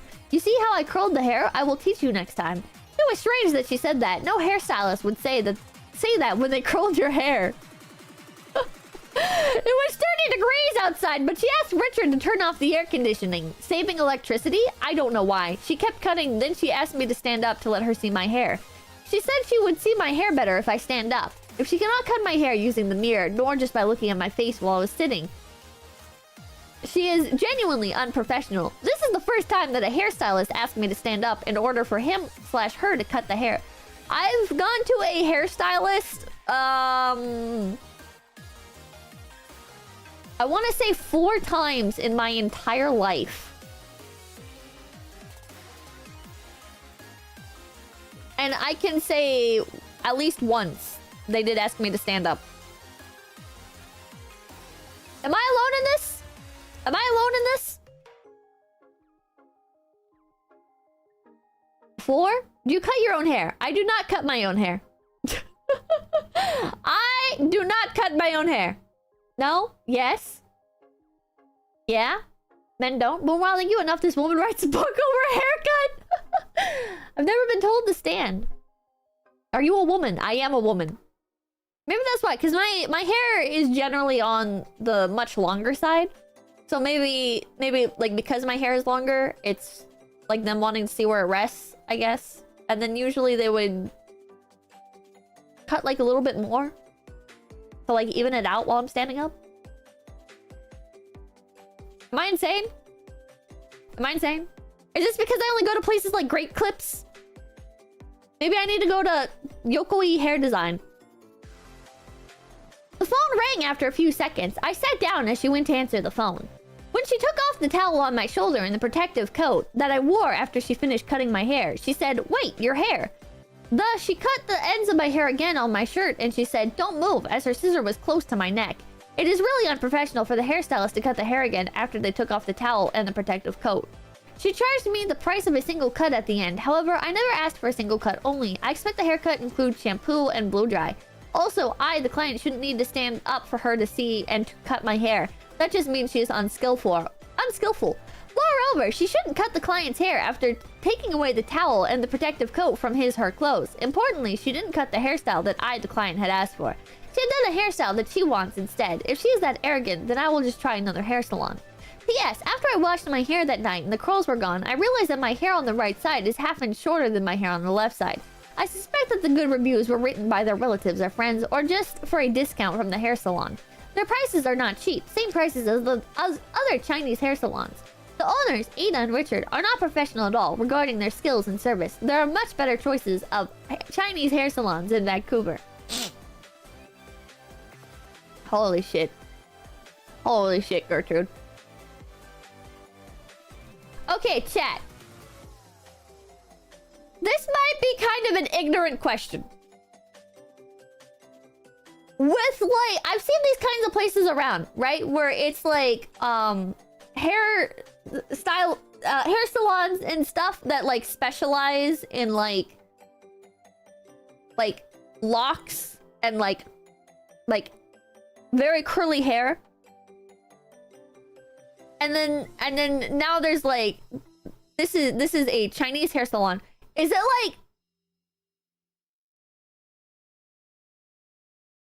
like for specifically like people of those, I guess, like ethnicities? Like, can you go to one? If you're like, how do I word this? Like, if you're Chinese and you go to one of the like hair salons that focuses on like very curly hair, like high density curly hair, or like vice versa.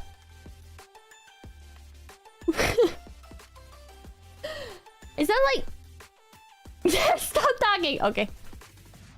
I'm just curious. What does she mean by this? Cause it's like I don't just like...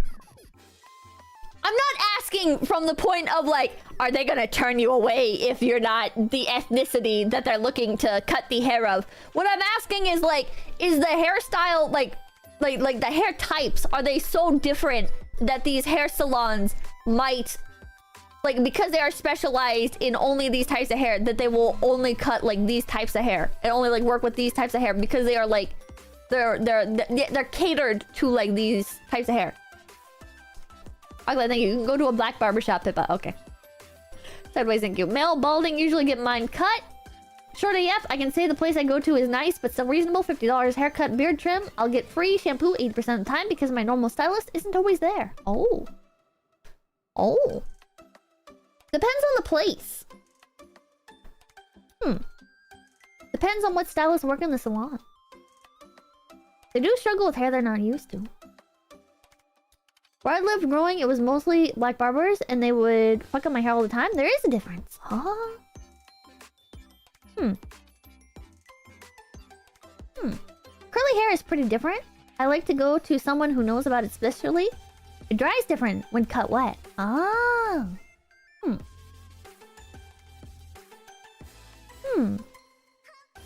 They won't turn you away, but hair is slightly different by race.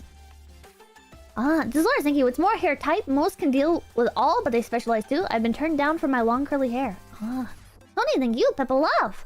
Asian hair salons are the best. They give you back massage and scalp massage after. Maybe I'll try and find a place like that. Rid of it, Vancouver junk removal. The Watcher, thank you. The hair thing reminds me of the time I got my hair cut on a submarine. One of my buds gave it to me. He drew a penis on the back of my head and I got yelled at by the captain for having an unprofessional hairstyle. You got scammed. Aaron, thank you. Razor solved the barber issue forever. What do you mean? Like killing yourself? What do you mean by this? What do you mean by this? Yeah, sneeze. Everybody sneeze? Sneeze? No sneeze. No sneeze.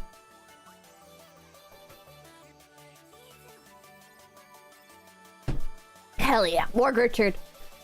For the comment... Oh, wait! There was a back and forth! Update and review!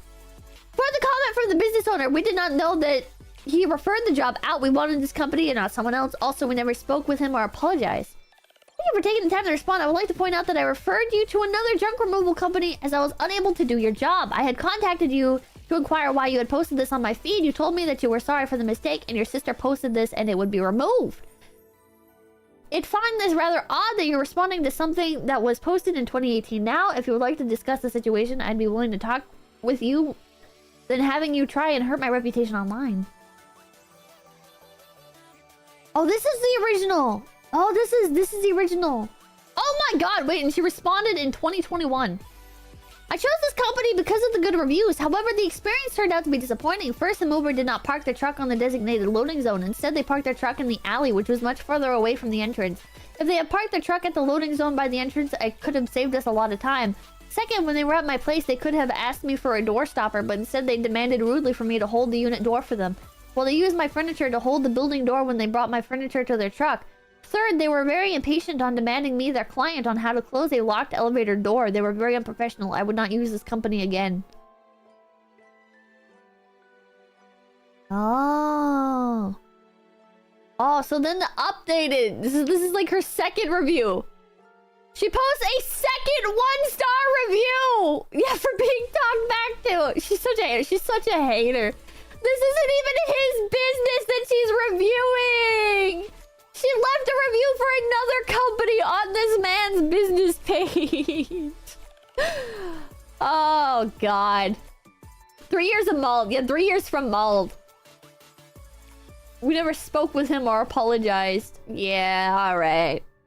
I don't believe. I don't believe. Chat. Chat. I think Gertrude has a very distorted perception of reality. Speaking as somebody who, like, hyper-analyzes the situations that they get into and, like, overthink to all hell, like, I do this as well, you know? So I'm kind of like picking up on, like, some shared habits here But holy shit, like, it feels like with Gertrude, she takes it like a step into the malicious. Where like, I genuinely believe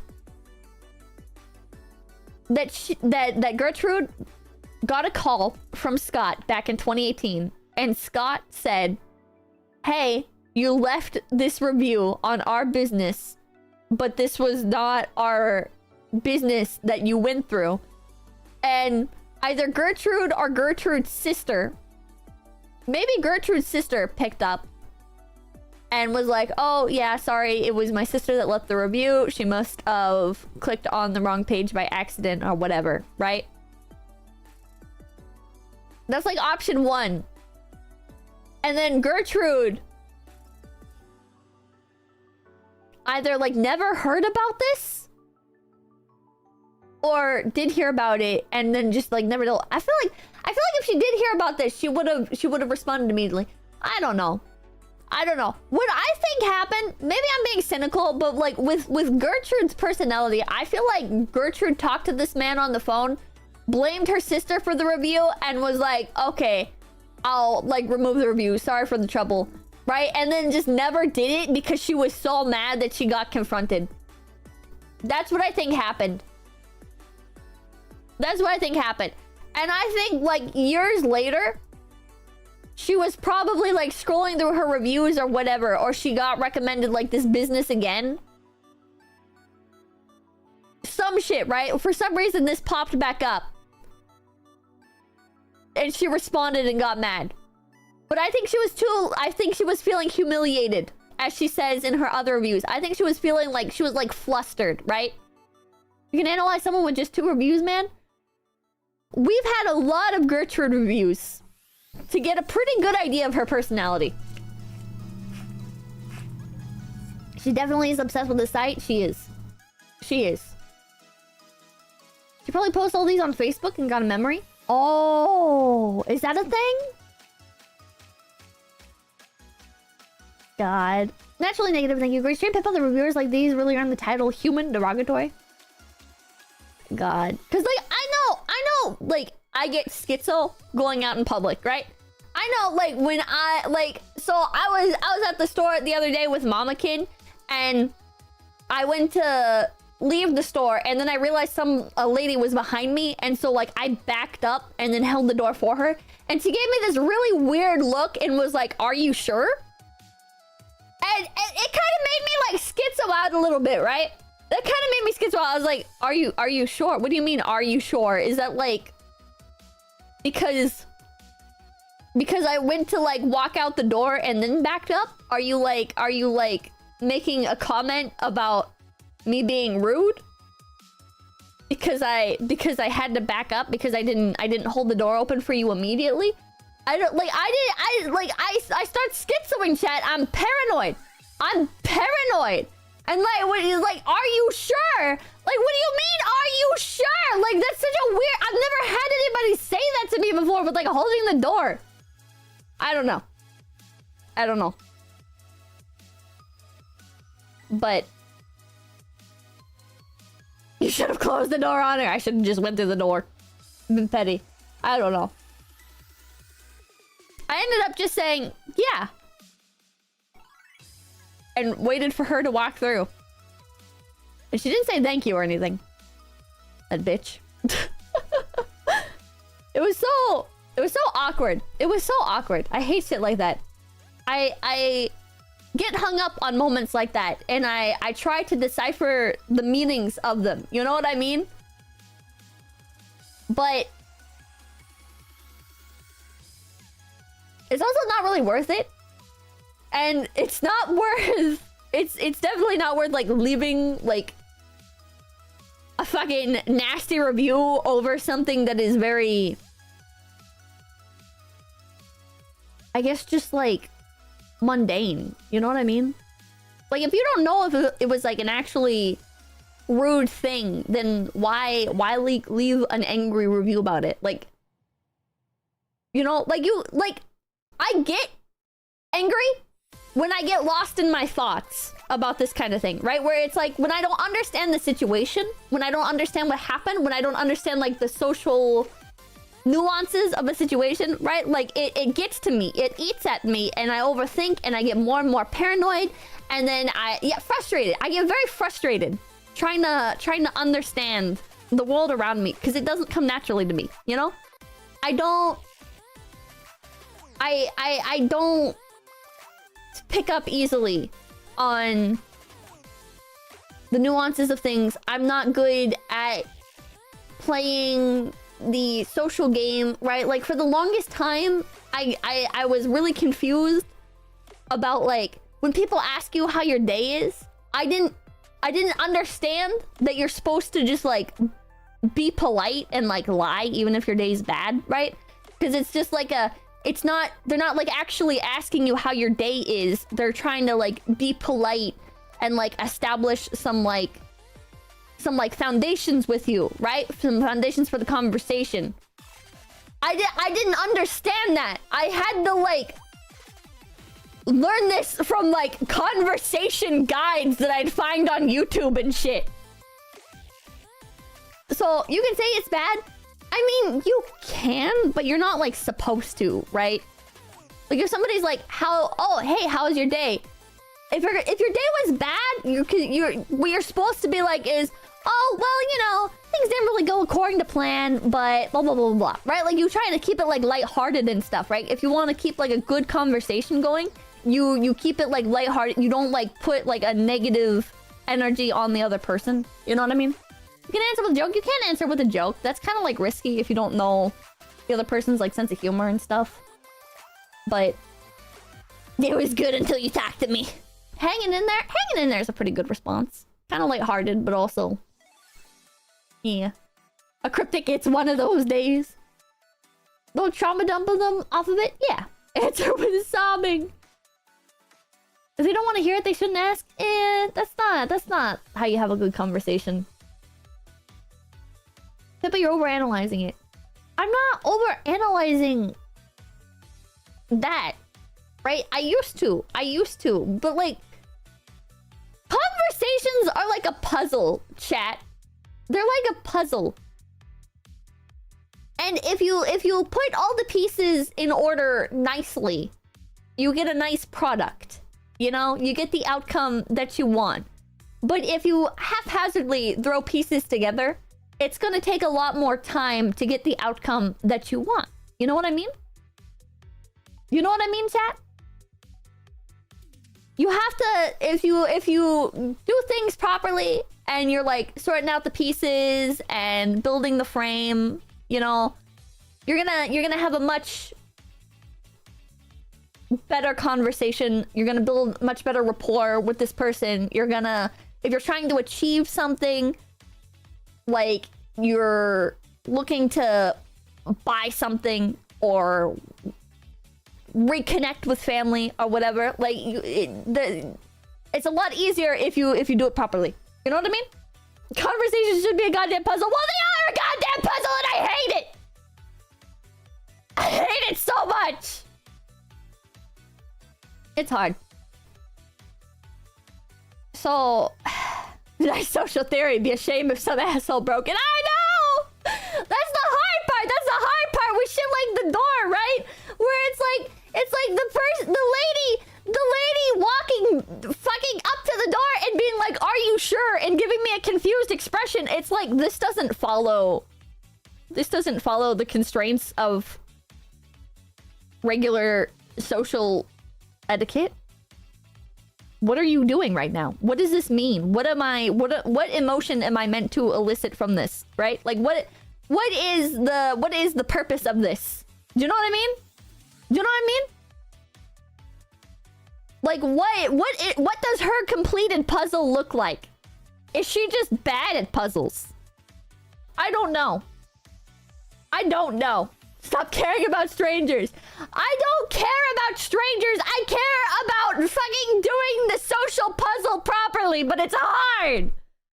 Thanks, Angeles. Thank you. In the forums for I Want to Be the Guy, a player posted, apples don't fall up. The dev responded, actually, they're more like giant cherries. What? Giant cherries. Oris Medor, thank you. Australian autists have it right. Just follow how's it going with how's it going. How's it going? How's it going? Like that? Is that how you do it? Hit him back with a how are you doing? Social Tetris, social Tetris.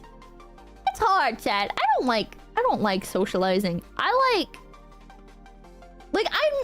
don't dislike conversation, right? But the conversations that I like one-sided conversations, which is why I love streaming. Because either I'm the person just talking, or somebody else is just talking, right? You know what I mean? It's like I don't want to like control every conversation that I have. But when I'm streaming, there is only the expectation that I will be talking, right? So I don't have to worry about the back and forth. Versus like if I'm talking to somebody else, I would much rather them just tell me everything that's on their mind, their entire life story. I genuinely prefer that because the back and forth is really fucking hard. The back and forth is really, really difficult. It's too hard to gauge when like I'm talking too much or when I'm giving too much information. And then sometimes it's like I get really into a conversation and I want to say more. And then it's like, oh fuck, I probably am like saying too much. You know what I mean? You know what I mean? It's hard. It's confusing. It's so... I don't know when like the affinity bar is going up and when it's going down. You know what I mean? May I ask a question versus chat? Is this real? Have you talked to Leah about this? She can probably help you out with some advice. I don't like back and forth either. Poor sociopathic rabbity thing. To be honest, I think the one asking also don't think too much about it either. People are computer games, which is what's difficult! It's hard, chat! So yeah, I see where maybe the empathy that I have for Gertrude is misplaced. Maybe I'm completely misunderstanding and she is not having like the same mental battle that I'm having. But when I look at Gertrude, I'm like, oh, you know what? I would also probably be frustrated with like the janitor incident where like a janitor was staring at me and I wasn't sure like if I'm meant to like move forward, like if I'm in the way, or like should I move down the aisle or should I move towards the janitor? Is it okay to like step over the mop? They probably wouldn't like that, right? So you should probably just like scoot down. But like what are you meant to do like in that specific situation? I wonder, you know? King Arsic, thank you. Jesus Christ, Rabbit. Life is not a video game. You aren't collecting coins. Literally just stop thinking so much. It's just that easy. But then that's how you make everybody hate you. I was so unlikable going through school because like I didn't try to play the puzzle. I didn't understand that there even was a puzzle that had to be assembled, right? So I would just respond to everything like straight face, chat. People would be like, does this make me look fat? And I'd be like, yes, you look fat in that. You should put on something else, right? Like, I didn't understand that you're not supposed to do that. And now I'm still like that, but less so. It's so hard. There's an in-between. I don't know what the in-between is. It's called being based. It's so hard, chat. Never a dull door, thank you. Please don't tell me you try to solve conversations like you solve puzzles at Poppy's playtime. Yeah, I'm about that skill level. X, thank you. Literally me for real, for real. Chat. Life is very difficult. Draken, thank you. I think people miss the part where you said it did not come natural to you. That's based. I want a friend like that. Man, Kiki, thank you. My life is like a video. My life is like a video game, trying hard to beat the stage. Arclight, thank you. Pippa Gertrude is just an old busybody with nothing better to do. Old folks' homes are full of them. You aren't like her. Oh. Danny, thank you. Autism to normie communication is a special level of hell, and yes, I'm there too. Man. That's why talking to old people is generally nice. I always got along really well with older folks when I was younger. Because like I could just sit there and listen to them for hours, right? They'd be like, oh yeah, and this is when I fought in fucking Nom. And I'd be like, oh, that's cool. Did you like kill people? And they'd be like, hell yeah, I killed people. 17 of those goddamn slur for people that were on the other side. And I'd be like, wow. Did you, like, drive a car? And they'd be like, that's right, they don't make cars like they used to. Back in the day, them cars. And then they just ramble for 17 minutes about the car. And then you ask another question like, oh, that's cool.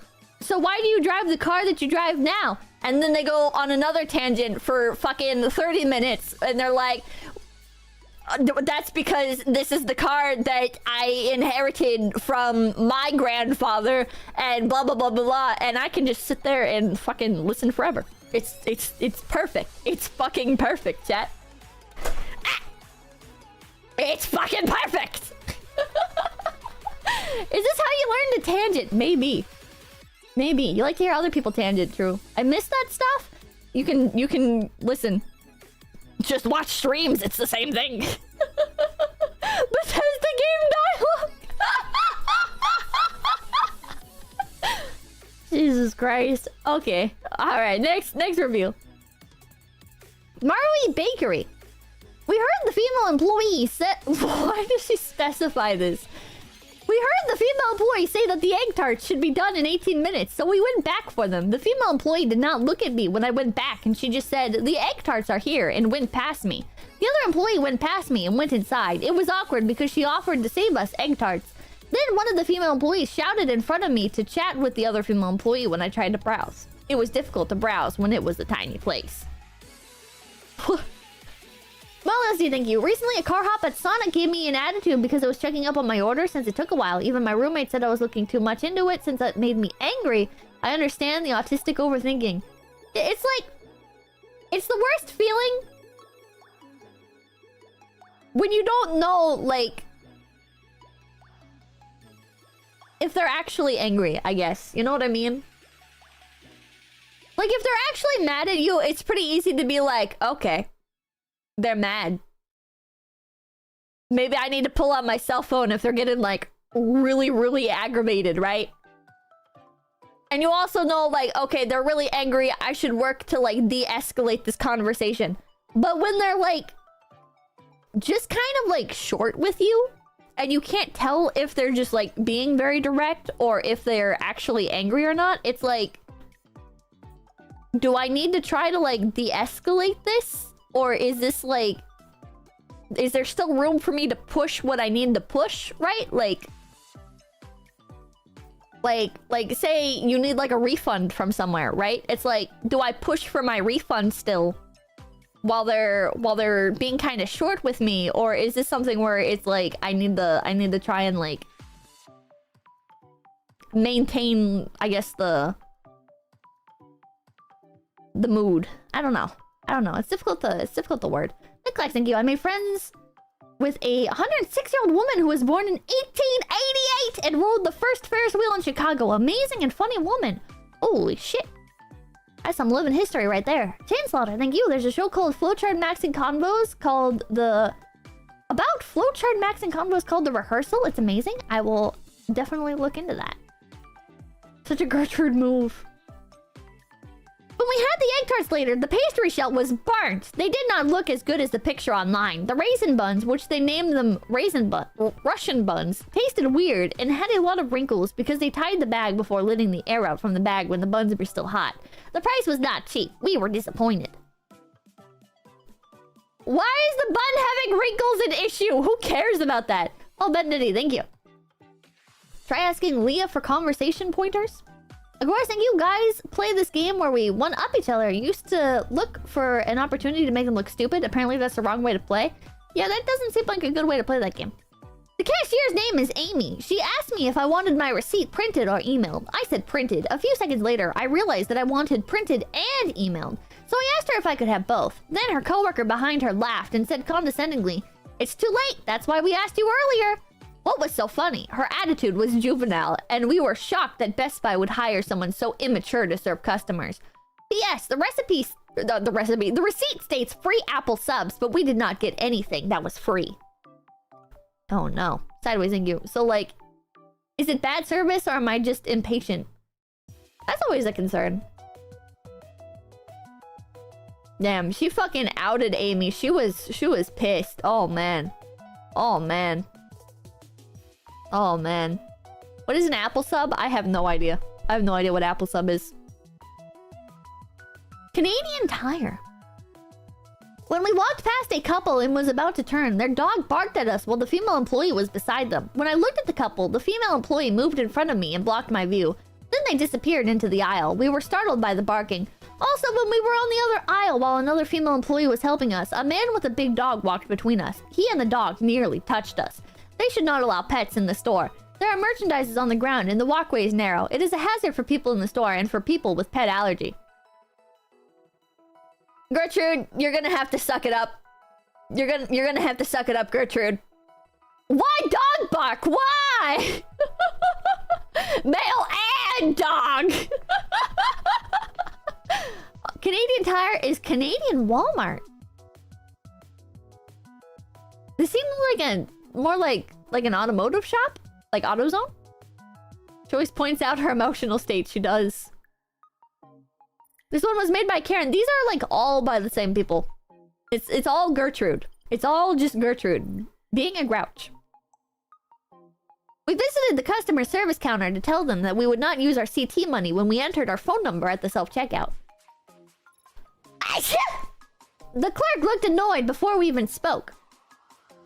She said we needed a physical card. She kept interrupting me while it was their problem. The machine asked for our phone number. She did not offer to transfer our account info using our phone number onto a new card. She just stuffed a new card into my palm and rushed us to leave. Her attitude was appalling. Bless you. Thank you, thank you. Healthy soy foods. This review is for the unsweetened black sesame paste. It was very diluted and mixed with flour. You cannot really taste the black sesame because it was so diluted. It was not sweet. No wonder it was cheap. It was nasty. Also, they should not have the cashier counter in the middle of the store because the cashier would be unable to see everything and everyone in the store. It would be easier not only for the cashier to watch the store, but also it is easier for the customers to browse the products. They now had created a U-narrow path around the counter, which made it uncomfortable to stay there. That is why most stores have the cashier counter and the shelves and the fridge/freezer against the wall, so the cashier can watch the customers while they are in the middle of the store. Gertrude, I thought you didn't like it when people stare at you. Yeah, it's a cashier, not a security guard. Moreover, it was really odd for the female cashier to stay next to the people who were waiting to get in from the outside their meal entrance gate. Limit 2 people in the store, with her back facing the customers. If she was not looking at the customers, how would she know if there are any people waiting and the number of people waiting outside the store? She is such a fucking micromanager. Oh my god. Oh my god. Yeah, she's offended by a new thing every time. It's amazing. It's fucking amazing. The staff were gossiping loud. This is Maxim's Bakery. The staff were gossiping loudly in Cantonese behind our back when we were trying to browse. It was disturbing, and the manager should not allow this. They could gossip during off hours. Also, they put a cart with boxes in front of the fridge that blocked us from taking the drinks from the fridge and made us difficult to browse. The place was already small. Moreover, they left the fridge door for the whole cakes wide open. It was absolutely unhygienic. Would you want to eat the cakes in that fridge? I wish we could find more that, like, the store owner responded to. That would be great. Oh, here we go. Here's one. Oh, wait a minute. Wait a minute. TNT Supermarket. This is a different TNT Supermarket, chat. And one of the store managers actually responded. Oh my god. Okay, okay. Let's start at the bottom. Let's start at the bottom. The whole saga, chat. The whole saga. Oh my god. Twitch, 𝐶𝑯𝑨𝒀𝑚 It's all makes sense. It read in Christian's voice. The security informed us that we needed to wear masks to go into the store, or we can buy a mask for $1. So wearing masks is not voluntary, as stated by the company on their Facebook. We left because the company lied. I thank them for copying. Oh wait, this is June 30th, so this is a couple days later of the same year. I thank them for copying and pasting the messages from Facebook onto here. Not one provided us with a mask and a donation voucher. The employee tried to block us from entering the store when we did not wear masks. Wearing masks was absolutely involuntary. They just wanted to make themselves look good by saying it was voluntary. Ali, thank you for the raid! Hello, raiders. My name's Pipkin Peppa. Today we're looking at very angry reviews. Welcome, welcome. All of their wheeled baskets were dirty. Okay, this is in July, 3 years later. But this review is in 2020. So this must be to the earlier reviews? I don't know why it's out of order like this. Thank you for writing to us. We sincerely appreciate your continued support in TNT Supermarket during this challenging time. First of all, please accept our sincere apology for this unpleasant shopping experience. Please note that customer satisfaction is always... Ah, man, it's just like a standard response. Upon receiving your feedback, we have forwarded it to the store manager and the department head, who have taken immediate actions to conduct internal investigations. Please kindly note that we encourage customers to wear a face covering to enter the store to further reduce public health risks, as well as to ensure every customer's concern. For customers who do not wear a face covering before entering the store, we will guide the customer to the store service counter. Providing a mask to the customer with a donation voucher. It is a voluntary donation. The profit will be used to donate to PC Children's Charity. Face Connect Children's Charity. The donation will be used to tackle childhood hunger. Thank you for your understanding. So she's getting mad. Okay.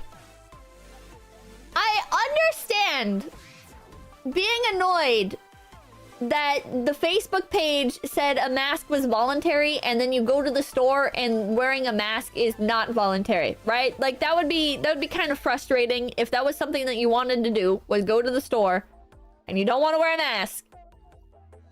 And then you find out, sorry, you can't come into the store unless you wear a mask. That would be pretty annoying, right? Because they specifically advertise that the mask is voluntary. But then she gets mad about the mandatory $1. And it's apparently not even mandatory. It's $1 to donate to a children's charity. She's seething over being asked to donate to charity. They didn't even say she had to. She's just pissed about it. Jesus. All of their wheeled baskets were dirty. It was gross. The janitor came to sweep the floor while they were trying to pick up the fruits. He should not do that. He should wait for the customers to leave before cleaning. That just means they did not welcome customers to pick the fruits. Also, the cashier did not greet us and just kept her head down while scanning our merchandise. It was as if we were invisible. She did not even ask if we needed a bag. Moreover, she just put the receipt on top of our purchases without looking at us. Service was unacceptable. P.S. They had a few male employees to pull a large trolley with a lot of boxes on it and block the main walkway.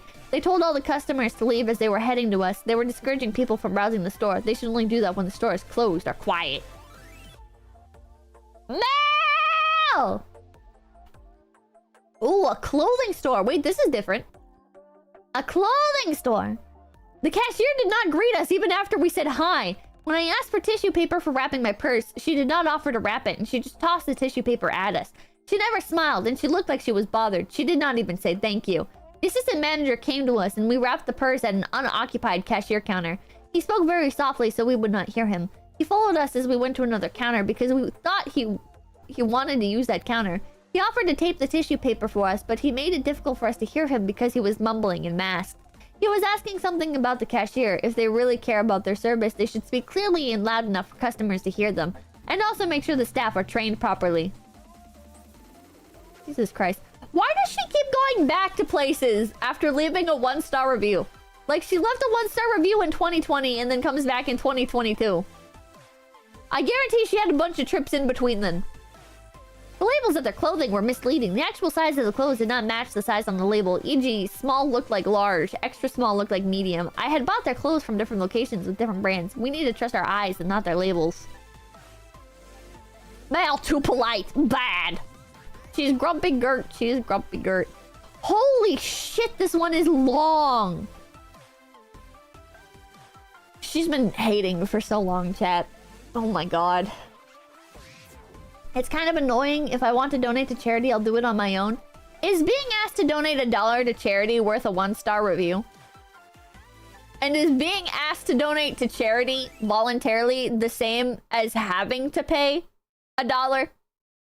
No. Come on. Come on. Come on. This is being deliberately contrarian and hateful. Come on. There's the guilt aspect. Is it annoying to be asked to donate to charity? Yes. Is it the same as being forced to pay $1 to pay for a mask to enter the store? No. The real issue with her review, right? The valid part of her review was that she went to the store thinking she did not have to wear a mask because their Facebook page said masks were voluntary. right? And then she leaves a review saying that she had to pay $1 to get a mask. Then we find out that the $1 was a voluntary donation to charity and the masks are free. The valid part is being deceived. But she leaves an angry review claiming that she had to pay $1 because she's just a fucking grouch. Voluntary donation. No, it is not. Just tell them no or give them $1. You will not think about it in an hour. Exactly. Think turmoil potato. Exactly. If you're seething so fucking bad that you're gonna leave a 1-star review because like somebody asked you to donate to charity, come on. You need to reevaluate your life a little bit, man. You need to reevaluate your life a little bit. That's kind of... They didn't say you had to. They just asked if you wanted to donate.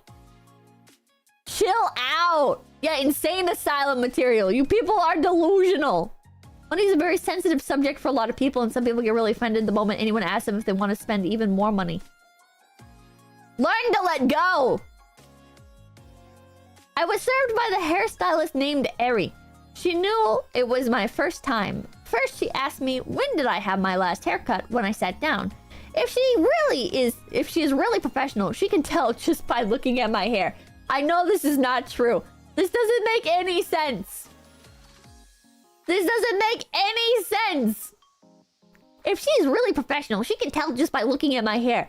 Everybody's hair grows at different lengths, and your hair will like break off at different lengths, more like based on like how your nutrition and stuff is. Like if you're not taking good care of your hair, right? Like it breaks off when it gets to a certain length, right? I know, because I always wondered why I don't have like amazingly super long fucking hair. And I looked into it, and it's because my nutrition is garbage and I take dog shit care of my hair, so it breaks off once it gets to a certain point. Unfortunately! Dr. Tona, thank you. I bet Grumpy Gert was married and her ex-husband bailed. It would really add to her bitterness power level. It would. So yeah, this doesn't make any sense. This doesn't make any sense. Second, she told me the haircut would be $45 after I had sat down with my hair already clipped by her. The hairstylist that I have had at the other hair salon always asked me how I would like to cut my hair first, not telling me the price first. Telling customers the price first just made the hair salon look cheap. Moreover, she told me to sit in a seat that is close to the door where the seat is facing the price list that is posted on the mirror. I've never seen a hair salon posted their price list on the mirror because it just looked cheap. Do they always do that to new customer?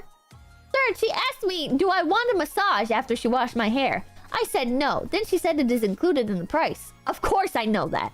But I can say no when you ask me, right? Otherwise, she didn't need to ask me and just go ahead to do it if it's included in the price. Chat, this is what some of you guys sound like. Fourth, after she blow-dried my hair, she asked me, do I need wax? I asked her, will it make me look better? And she said it will make my hair more long-lasting. Then she said it's actually not necessary. Just treatment, it's fine. Why did she ask me if she sounded not wanting me to have it? I have decided not to go back when she processed my transaction. I heard from the other locations that 𝑐𝐚𝐭 will give a 10% discount to new customers. But she didn't give me that. However, when I showed her the 10% off coupon from the Clip magazine, she smiled embarrassedly. I paid by cash with 2 of the $20 bill, 3 toonies, 1 loony. What? What? 3 quarters, 2 dimes, and 1 nickel. Canada moment. Canadian money. I got about 5 toonies, 3 loonies. I'm out in the boonies.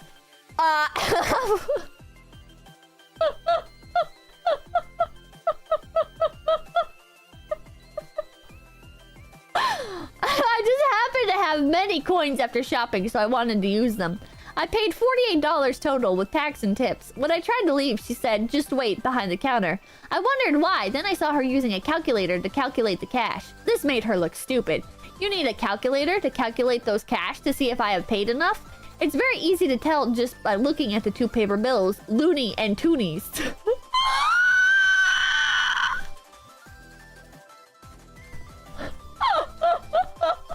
What is this money, chat? Bahama, thank you, she's Canadian. It all makes sense now.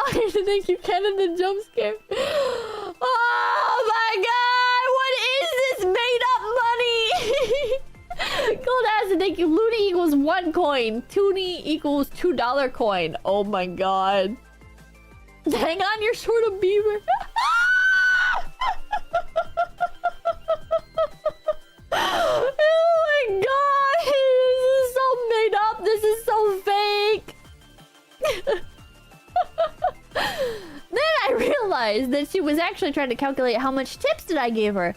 This is really unprofessional. How can you do that in front of the customer? Is she that unconfident about her service, or is she afraid that I won't pay tips since I used the coupon? Then she said, okay, with a smile after she finished calculating, and she went out from behind the counter to open the door for me to leave. Obviously, the hairstylist did not have the professionalism in the service industry while 𝐒𝐡𝐚𝐭 was claiming themselves an upscale hair salon. I agreed with the reviewers of the other locations that their turnover rate is high. Eri told me that she had been in Canada for only 6 months, then she needed to go back to Japan next year in June due to her working visa. The hairstylists of this location from the previous reviews are not in the hair salon anymore. Also, Eri told me that they close on Tuesday, but their website says they are open 7 days a week. I couldn't believe that the hairstylists of 𝐒𝐡𝐴 are so cheap that they actually mind customers using the coupon when the company has advertised it in the magazine. And they need to use a calculator to calculate the tips in front of customers while having the customers waiting for them to finish the calculation. This experience let me know that 𝐒𝐡𝐴 is actually a low-class hair salon based on their professionalism. Toa, thank you. It's called Loony because of the bird. A loon on the back. Oh. Yes, I heard a man was served by the female manager, pointed to the seat where I was sitting and shouted at the manager, "You put me over there last time, remember?" My hairstylist and I looked over at him once because he was loud, and the manager went to the room at the back right away because she felt embarrassed. You can see how they treat their customer. Also, it was really cold outside, but the female manager just wore a vest to serve the male customer while turning up the heat inside the hair salon. Why? Do they think they would get more tips by wearing less?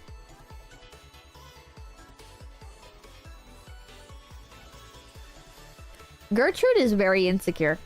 Then, thank you! That whore! It's cold outside, and she turned up the heat inside the building, and then only wore a vest inside? What a slut. What a fucking slut. Oh my god. That whore turning up the heat so she doesn't have to wear excess layers while in the store. Fuck. What happened to decency? Possibly insane, thank you. Wait, the cut itself was $45 before tax and tips. Gertrude gave less than 5% in tips, I think. Oh. I'm not good at math. I'm the dumbass that would need a calculator. Yeah, cover yourself! I can see your wrist, harlot! Exactly, Ryan. How indecent. Oh my god. Oh my god. Jesus Christ. How dare they want to be cozy. Pine House Bakery. We bought the 6-inch chestnut cake. The quality of their cake was disappointing. There was a piece of eggshell in the cake, and the cream tasted sour. There was not much chestnut in the cake, and the chestnut flavor was not strong because it was very sweet. The fruits on top of the cake were stale too. Yeah, this sounds legit. Bakeries are so hit or miss, chat. I feel like I feel like finding a bakery that doesn't suck horribly is quite the feat. It's quite the feat. And then people are like, "Oh my god, how come bakeries aren't a thing in America?" And it's like, well, because most bakeries in America put fucking old ass fruit and stuff on their cakes and don't know how to make anything look good, much less taste good. And I don't know. Bakeries just suck in America, so people don't want to go to them. It's like, if I want something that tastes mediocre as hell, I'll just go to, like, a fucking grocery store bakery. Because at least it's, like, 1/10 the price for, like, the same level of quality. There are bakeries, they're just in grocery stores. Yeah, it's only really worth going to bakeries and grocery stores, in my experience. In my experience. Like, I love baked goods, so I always want to go to bakeries, but anytime I go to a fucking bakery, it's just... It's like fucking $15 for, like, a slice of cheesecake, and you're sitting here like... Hello? Hello? $10 for a little, like, fruit tart thing. And, like, the fruit is old. Neep, neep, thank you. Canadians are so nice because they put all their bitterness into this one woman. It's just so bad. It's just so bad. And then, like actual bakery donuts are so hit or miss. I feel like 9 times out of 10, bakery donuts, no matter what time you go in at, they taste like they were made 3 days ago. For some reason, all of, like, actual bakery donuts, the best donuts you will ever get are the ones in grocery stores, because you know they're making that shit every day because people are going in every day. It's only trashy bakeries? And then, like, dedicated donut shops? I don't know. I don't know. You have bad luck. Actual donut shops like Dunkin' Donuts and Krispy Kreme are really hit or miss. Very, very hit or miss. Their hygiene was scary, and their prices also reflected the quality of their service as well. After they took the cake from the fridge, the two staff held the cake away from us at the back counter and chatted with their backs towards us. We could not hear what they said, but one of them brought the cake into the kitchen without letting us know what was going on. I asked the other staff about this. She told me that they wanted to put a gelatin coating on the cake to make it shine. First, they should have done that before they put the cake into the fridge for display. Second, they should inform the customers they were going to do anything with the cake. I told the cashier I did not need the coating, and she instructed the staff in the kitchen. The cake box appeared assembled, which was odd because I did not know if it was used previously. It probably was not used previously. Ferocious Kitchen, thank you. Pimple would go to the bakery, but she's afraid of getting the bread. What? In addition, they asked us if we needed a birthday plaque on the cake for free, but they did not ask us if we needed knife and fork for the cake, and they assumed the cake was for birthday. The only good thing about the cake was the sponge cake, in which the sweetness was fine in regards to their hygiene, service, and food quality. Was that why their chestnut cake was cheaper than other bakeries? Hayden, thank you. We have some good bakeries in Texas. I mean, H-E-B, yeah, but local donut places in smaller towns. And some legit bakeries in cities. I've had a few bad experiences, but you gotta do your research. It's just not worth it. Yeah, knife and fork. I haven't heard of bakeries giving you a knife and fork with your... with your... anything. Is this a thing? Am I stupid? Am I stupid? I've never heard of this. Like a knife and fork coming with your cake. Yes, shut up.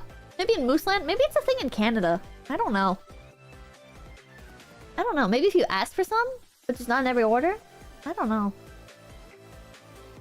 Urban Fair.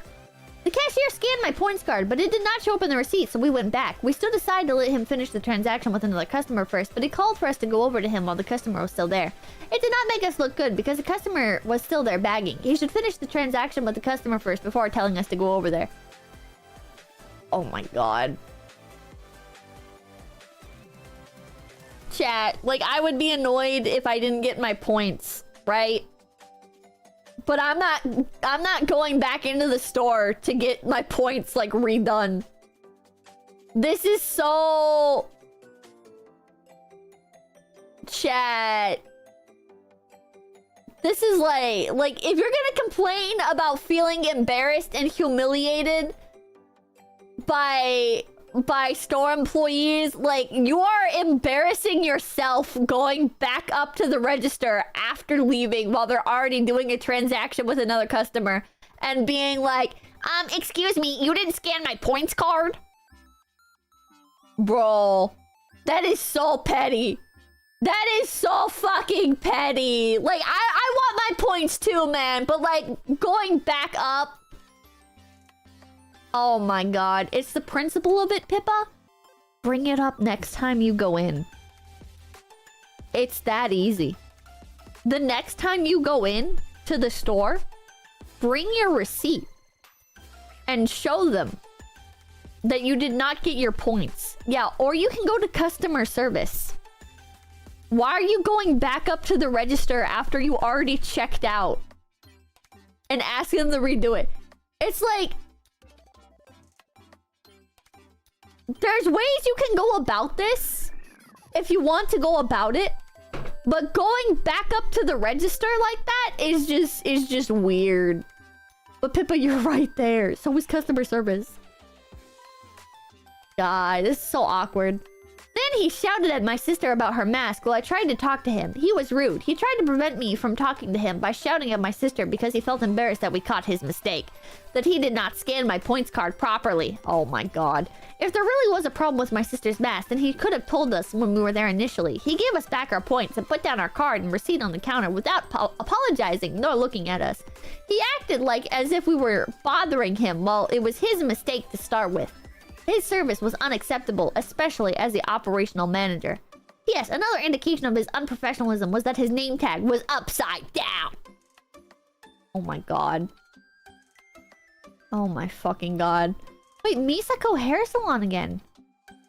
Oh wait, this is like a different one. Okay, this is like another... This is another one of the same chain. 𝐒𝐴𝐚𝐭 is trying to be an upscale hair salon by charging $5 more than most other Japanese hair salons, even though they have a big ad in the Clip magazine with coupons to attract customers. The hairstylist at the hair salon seems reluctant to take those coupons, which made them look cheap and fake, actually. Reviews, including the other ones at the other locations, tell you that their skills and their inconsistent service are not worth the price. Take some time to choose a Japanese hair salon wisely, since we have many choices of Japanese hair salon in Vancouver. The 5 loonies more? Holy shit. London drugs. Do we... Seems like another stock response. It'd be cool to have more that have like direct responses. Oh wait, this is Avery again. Wait, how many fucking businesses does Avery C work at? London drugs? Oh, and London drugs. Wait, are there 2 different versions of the same store? What the hell? What the hell? She's so judgmental. She is extremely judgmental. She is extremely judgmental. Do they dislike Avery? I don't know. Is it chain? A chain, probably. We used the self-checkout and the wrong price showed up. There was no one to help us, so we went to check the price ourselves. We then went to the cashier to pay. Firstly, he did not greet us, and he simply started to scan the items. This was rude. This is such a non-issue. Sideways, thank you. Pippa, think about this. What if she's a Pippa fan? Oh god, I hope she's not my fan. Oh god, I don't want to be that person, but like... You gotta do better, man. You gotta do better. Like, if you feel like this, right? Like, don't... Like, you have to delete your Yelp account, bro. You can't be doing this. You cannot be doing this. This is deranged. This is absolutely deranged. You are literally going from store to store looking for a reason to be mad. And you are so sad and pathetic. You lack a sense of control in your daily life. And so you feel the need to try and take control of your shopping trips. You feel the need to try and establish, like, dominance over other people while you're out shopping. And it's pathetic. It is very... Like, it's just wrong. Like, what you're doing isn't just something that hurts you. You're hurting all of these businesses, especially the ones where you're the first to review them. You are actively sabotaging other people's businesses because you are desperate for a sense of control over others. It's wrong. You're being a bad person. You might be correct about some things, like he did not greet us and simply started to scan the items. This was rude. Yeah, that is kind of rude. That's not... I'm gonna go on Yelp and I'm gonna leave a 1 out of 5 stars. I'm so mad about this. Kind of rude. Like, you're so vindictive. It's just wrong. She sees it as helping the public to save them from going to the stores she hates. But see, I would agree with that if she didn't keep going back to these places, right? But the problem is she continuously goes back to the same places over and over, and then disregards like other people correcting her on things. Like the other review where she left a review for a garbage company, for a junk hauling company that wasn't even the one she used. She attempted to use them, they referred her to somebody else, and then she still left a nasty review on their company. And instead of taking down her review when she was informed, hey, this is the wrong company, she just got mad about it regardless. Santran, thank you. It was never about helping, it was about the power, true. I don't think... I don't think she wants to help people. I think she wants a sense of power over them. And it's genuinely fucked up in my opinion. Right? This is not like as evil as like killing somebody. No. But this is the kind of shit that is detrimental to a community. Right? You are actively hurting your community by behaving like this. And I think it's unfortunate because if you... I think you should care about your community more. I think you should put more care and love into your community. Cladex, thank you. She's a hero Vancouver deserves, not the one it needs. It's not as evil as killing someone. Well, you feel like I need to clarify, right? Because people are like, oh, well, you're acting as this is like the fucking worst thing in the world. And it's like, I don't want this to be like, how fucking dare Gertrude? She's so fucking evil. She's like literally Hitler or whatever, right? Obviously, Gertrude is not literally Hitler. This is not like horrible. It's just a little bit fucked up. It's a little bit fucked up. But I have to say the quiet part out loud that most people understand, because a lot of people, they hear, oh, Pippa, you think this is wrong. Well, what about the war, Pippa? Well, what about what's going on in these other countries, Pippa? What's your opinion on that then? You're focused on Gertrude. It's like, fucking, come on, man.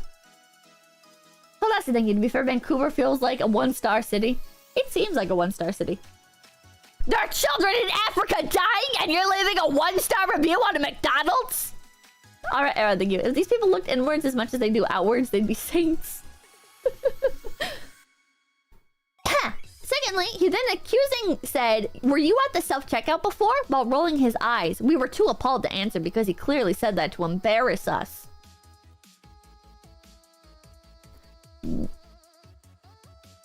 What does she mean by this? Please tell me, thank you. All this could have been avoided if she just found one group of John grannies she could unload this BS onto. True. What?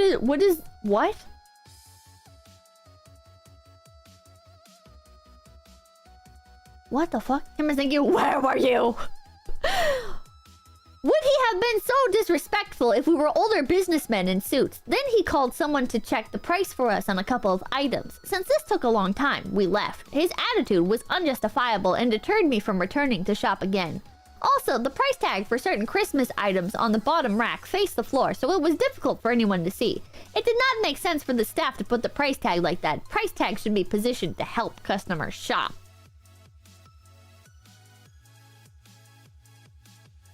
Is this like the price tag was like falling forward a bit or something? Or like it was like curled around the edge so it was facing the floor? Just like lift it up with your foot or something. I don't know. What? What? Oh, this is a later review. Okay, so this one was a response to... probably this one. We're sorry to hear about your experience in the store. There's another one from another year. We made an appointment through apple.com for the computer service department. Yeah, I can... Okay. Whatever. Marketplace, IGA, another grocery... How many grocery stores does Gertrude go to? Am I crazy? Or is she going to like a bajillion different grocery stores? I feel like I've been to like... In like the total span of my life, I've been to like 10 different grocery stores. How do you even find this many to go to? Holy shit. It's to review them, I guess? I don't know. Wait, this is actually the same person? Yeah, this is all the same person. Sideways, thank you. You know how we ask, is she single? Well, there's no question here. No one with a partner has as much resolve / spare time to just hate businesses. I guess she just lives with her sister? Thank you, Gertrude. Leave reviews on wars? That would solve everything overnight. True. RBC Royal Bank. This could be interesting. The teller had a sign behind the hole of the glass divider when I went to the counter. They should not put the sign there to block clients from speaking with the teller. The teller could have removed the sign, but instead, he led us to the side of the glass divider where the debit card machine was. Here, there was very minimal space to give him my bills as I wanted to deposit money. If the teller was busy, then he should put the sign in front of the glass divider to let clients know so the clients would not go to him. Also, his attitude was unprofessional. He kept laughing while he was talking to me, and he pointed at the debit card machine for me to enter the password. The teller was very disrespectful, and I was shocked.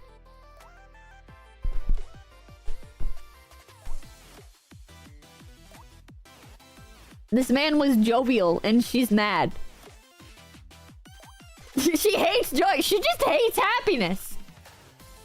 She just hates happiness, dude! This had never happened before at other locations and even at other banks. His behavior discouraged clients from interacting with tellers and supporting the bank. Oh my god. Oh my god. Oh my fucking god. She's crazy. She's so crazy, chat. Oh, here's another one that she has a bunch at. Shoppers Drug Mart. Oh, here we go. The male employee who was stocking in the canned fish aisle was stinky. The unpleasant smell deterred people from going there. You can smell it across the aisle. Also, they should not put the cart with the boxes at the end of the aisle, which blocked others from passing and browsing the products. Please pay attention to the hygiene of the staff because it would affect the business, not only the image of the store. Uh-oh, stinky. Oh my god. Oh my god, they're so long. Are there any more like interesting ones? Dental center. See, this is like, oh, first review. God damn it. Here we go, chat. So I'm something of a dentist connoisseur. I've been to quite a few dentists in my day. I cannot imagine a dentist out there that could make Gertrude happy. Skeptical Panda, thank you. I get the sense this woman never worked retail.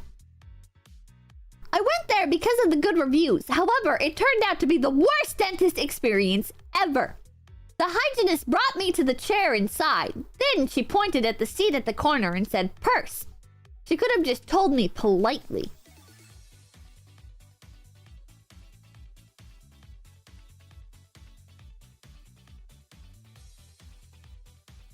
This is not inherently rude. It's a little bit short, maybe, but this is not... I would not say this is an impolite way to inform somebody to put their purse on the counter. I don't know. I don't know. Fret say, ma'am. Would she have done that if I were a male and 60? Probably not, because most 60-year-old men don't wear purses, Gertrude. But alright. She seemed crass and uneducated. Oh my fucking god, Gertrude. Oh my god. Then the dentist came in and asked me where I lived, and I told them. Then the hygienist sneered and said condescendingly, I thought you wrote down the X Street. There was nothing funny about my writing because it was clear. Oh my god. Oh my god. Doug Norm, thank you. I wouldn't be surprised if she's looking for new businesses so she can be the first to review their company. I guess. Oh my god. When the hygienist brought me to the X-ray area, she lowered the machine, so I needed to slouch. Then she demanded, stand straight, and she pressed down my shoulders with her hands. It was inappropriate. This is normal. It's really hard to get the height on these things perfect because you have to, like, press your chin onto them, right? And... like, it sounds stupid, right? But, like, if you don't, like, keep yourself, like, this, you're gonna have to, like, probably bend your legs a little bit. Like, I've done this a million times. You're gonna have to bend your legs a little bit. But if you don't stand straight, then it doesn't x-ray everything properly in your fucking mouth. Like, you have to, like, line it up perfectly. Calm down. She should just adjust the machine to fit the patient and not the other way around. Because, Gertrude, to adjust the machine, she's gonna have to, like, bump it up against your chin, and then you're gonna be mad that it bumped your chin. It's like... God, I can compare this to, like, my microphone stand, but I don't know, like, how you would... Okay, if you have, like, a lamp or whatever, that's on, like, a bendy arm, try putting your lamp at, like, a specific position. Like, underneath your chin. Without bumping your chin, it's pretty hard. So the easiest thing to do is just to get, like, the general height and then have the patient put their chin on it. Hugs and thank you. Karen is an atom compared to Gertrude. True. Aaron G, thank you. Try being 6'5" in those machines. Oh man. Do you think Gertrude is losing her hearing? I think you might be onto something, Sonic Shaker. If she can't hear, it might explain why she thinks some people are being terse and that other people are shouting. I think that would make sense. I think that would make sense. It was difficult to stand straight because she lowered the machine. Furthermore, she did not tell me that the x-ray machine would revolve and it hit my head. She laughed and said, sorry, I forgot to tell you. This could have been prevented if she was competent. I don't know how it hit her head. I've had the rotating machines before and I don't know how it would have hit her head. Father D, thank you. Woman just wants everyone to be emotionless NPCs. True. This almost seems made up to me. Because I bet she would have had to have moved. There's no... Or how big is your fucking head? If you don't move, it won't hit you. Because, like, I've been in these, right? I've had the ones where they do go, like, entirely around you. Like, there's the ones where, like, you stand inside, like, a tube, and then it goes, like, all the way around. And there's the other ones where it's... you just stand there in a room, and then, like, they move it around. But I don't know how it would have hit her head without her actually moving. This doesn't make any sense to me. This doesn't make any sense to me. She had to have moved. Somebody said it might have brushed her hair. It probably brushed her hair, I guess. Maybe she had, like, a ponytail or something. Oh, bet thank you. Is this DSP's grandmother? I don't know how this could have hit her head. Also, the hygienist interrupted us when the dentist was speaking, and the hygienist touched my face and chin unnecessarily many times. E.g., closing my mouth after she put the tube into my mouth, but she could have simply told me to close my mouth.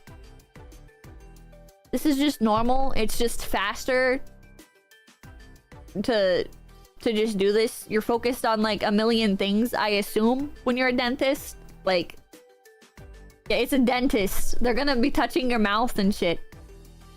They might say close.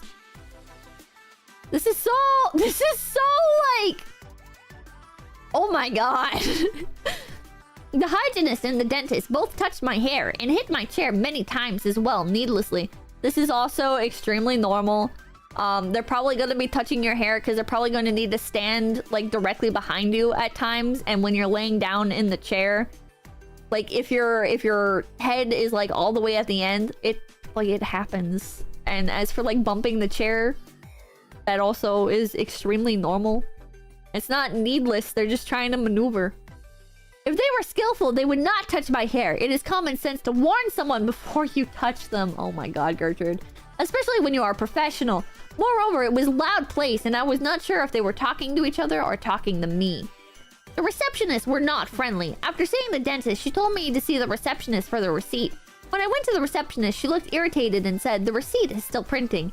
She acted as though I was rushing her, but I did not say anything. She threw the bag of samples on the counter reluctantly for me with a condescending attitude. Gertrude, come on!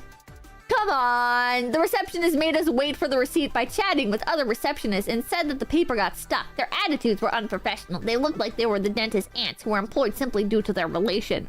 Oh my god, Gertrude. Gertrude, shut up. Gertrude, shut the fuck up. The dentist asked if I grind my teeth when I sleep, and I said no. Then she and the hygienist said, "I can see that you have grinding teeth."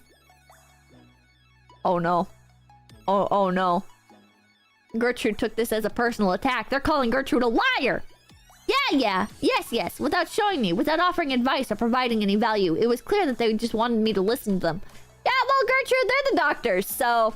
In addition, the dentist hastily put the fluoride on my teeth and left tons of residue on my teeth and lips, and I noticed this only after I departed. Gertrude, just tell them. Just tell them. I've had this happen as well, Gertrude. It's hard for them to know sometimes. Just tell them. Just ask for a rinse. Just ask for like a wet wipe. It's so easy. It's so at this point, they probably hated her too. They probably fucking hated this woman. She's too crazy. She's so fucking crazy. They give you a cup to rinse. I haven't had a cup to rinse in a long time. The dentist nowadays, if there's like stuff on your mouth, they'll just like dampen a paper towel and wipe it across your mouth like that. And the other thing that they'll do is if there's a bunch of like grit or whatever on your teeth, you can just ask for a rinse and they'll spray your mouth down with like a little hose thingy. And then they'll go in with like the suction and have you close your mouth to like finish the suction. The dentist did not put the fluoride on all of my teeth. It was very quick. Also, she told me that I could eat right away. That was unusual. Usually, we need to wait at least 15 minutes for the fluoride to work. Gertrude, she probably assumed that it would take you that long to get food anyways. I don't know. Like this is just overthinking. This is just overthinking. I don't know. Exclusive, thank you. Gertrude, if everyone you meet is a jerk, you're probably the jerk. Like, this is what I'm told, right? Like, oh, you should probably wait like 15 minutes to an hour before eating, blah, blah, blah, blah, blah, right? But like... It's... whatever. Fluoride after rinse, no food, water for 30 minutes, standard practice, yeah. The dentist is trying to kill you! Gertrude took a candy bar right there and ate it in front of them. Yeah. There are minimal bloodstains on the edge of my lips as well. They should have ensured that the patient appeared fine prior to the patient's departure.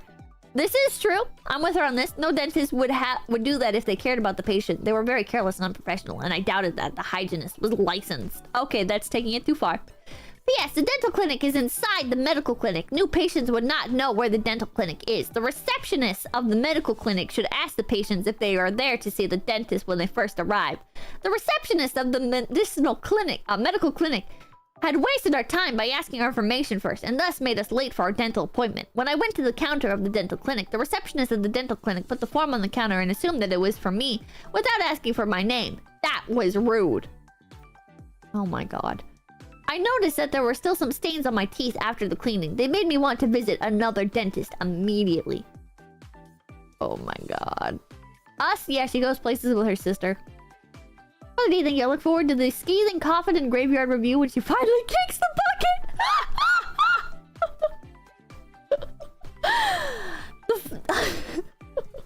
The coffin was not lined with a proper cushioning material. I feel like my spirit will not be able to rest easily from beyond the grave. I've decided I will haunt the funeral service for not providing me with an appropriately lined coffin. In fact, I feel as though I'm receiving a little bit of dirt from the outside of the coffin due to the tiny cracks. This is because I asked for mahogany wood, but instead of mahogany wood, I was given ebony wood. I do not appreciate this. This was rude. I do not feel as though the funeral parlor cares about their customers. I will not be coming back. Oh, here's one! Joey Broadway! Let's see. I won't go back after this experience. There are too many similar restaurants in Vancouver to choose from. The steak that my friend ordered is hard. The pasta dish is not warm enough, and it comes with a different sauce than what was indicated on the menu. The blacked basa is not blacked, it's burned. It requires skill to blacken the fish, but it doesn't require skills to burn the fish. I felt sick throughout the night after eating the fish. My body felt like burning. Our server is not attentive, although it wasn't busy at the restaurant. I also had been at the Burrard location and have to say that the Cactus Club is better than Joey. Cactus Club has more consistent quality over their locations with their food and service. Hi there! Thank you for taking time to post a review. I was very disappointed to hear about your experience quality, especially about the standard of food your guests receive. I can assure you that this is definitely not the experience we pride ourselves on. Okay, so just like a normal response. Yeah. Here's an I care one. This could be interesting. This will probably be the last one for the night. I don't know how 3 hours already went by, chat.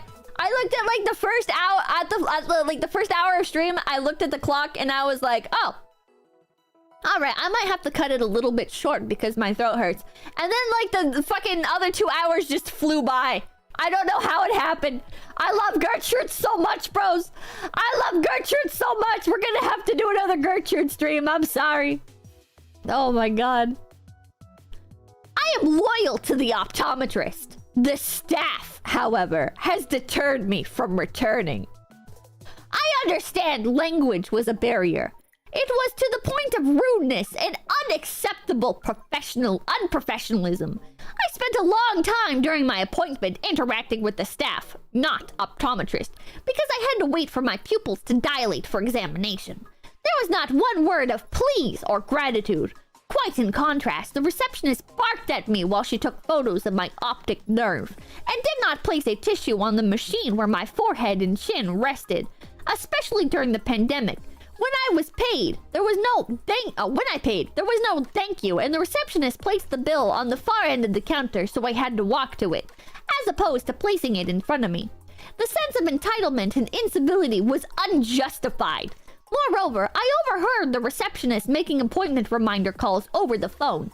However, I never received an appointment reminder phone call. Due to the atrocious language barrier, I repeated myself during my 2 hours there and would not have minded if she were courteous. One example, she asked to have my spectacles. I gave them to her and later said, "Oh, does the optometrist need them?" She said yes in a deceptive way. I later saw her put my spectacles under a machine, then wash them, then return them to me. She was dishonest about what she was doing with my spectacles, even when I inquired. The optometrist did not need them, and she lied. Oh my god, she cleaned her she cleaned your glasses for you. She cleaned your glasses for you. And you're mad about it. Oh my god. Okay, maybe I'm making like too many excuses for the staff of all these places. But like, is this really deceptive? Does the optometrist need them? She said yes. I'd argue the optometrist needs them to be clean so you can decide whether or not you need better or worse glasses. Right? Like, I don't... Miscommunication, but yeah, it also just does feel like a miscommunication. At worst. Like, at dead fucking worst, it was a miscommunication. This was not an aggressive tactic. They did not want to like deliberately lie to you. She just wanted to clean your glasses. Oh, the machine checked what the prescription is? Oh, okay, that works. Machine probably scanned the prescription. Not even a miscommunication. The optometrist does need the info. Oh my god. I just assume that like the machine, if it does like just clean the glasses, then it's so the optometrist can tell like, oh, Okay, well, maybe you didn't actually need new glasses. You just don't clean yours. Yeah, so the cleaning was incidental. Yeah, I guess so. As a professional optician, she should have answered my question at the very least. Language barrier equals smart enough to pretend she can't speak Karen. Yeah. Oh, God. Oh, God. This bitch is crazy. This bitch is so crazy. Alright, I'm gonna call it here for tonight. I'm gonna go scarf some cough drops. Oh my god, Gertrude is insane!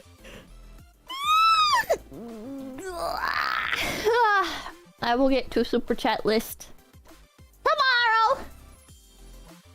Oh man. Oh man, this bitch is so crazy. This bitch is so crazy. Thank you guys so much for popping in. Last pause! Thank you for the 5 giving bears! Thank you, thank you, thank you! Also, wish me luck on house stuff, chat! I need it! I need it! Might have... good news, maybe. If everything works out. If everything works out. Kind of pushing for something a little bit earlier than I intended, but I found a place that I really like, and so I'm gunning for it. I'm pushing for it. Thank you guys so much for stopping by. My name's Pipkin Pippa. Oh, it's a green. Till the fumbles away, tilde. Till the fumbles away, tilde. Till the fumbles away, tilde. Oh, thank you. Purple peeps. Good luck, Pippa. Thank you. Till the fumbles away, tilde. Till the fumbles away, tilde. Till the fumbles away, tilde.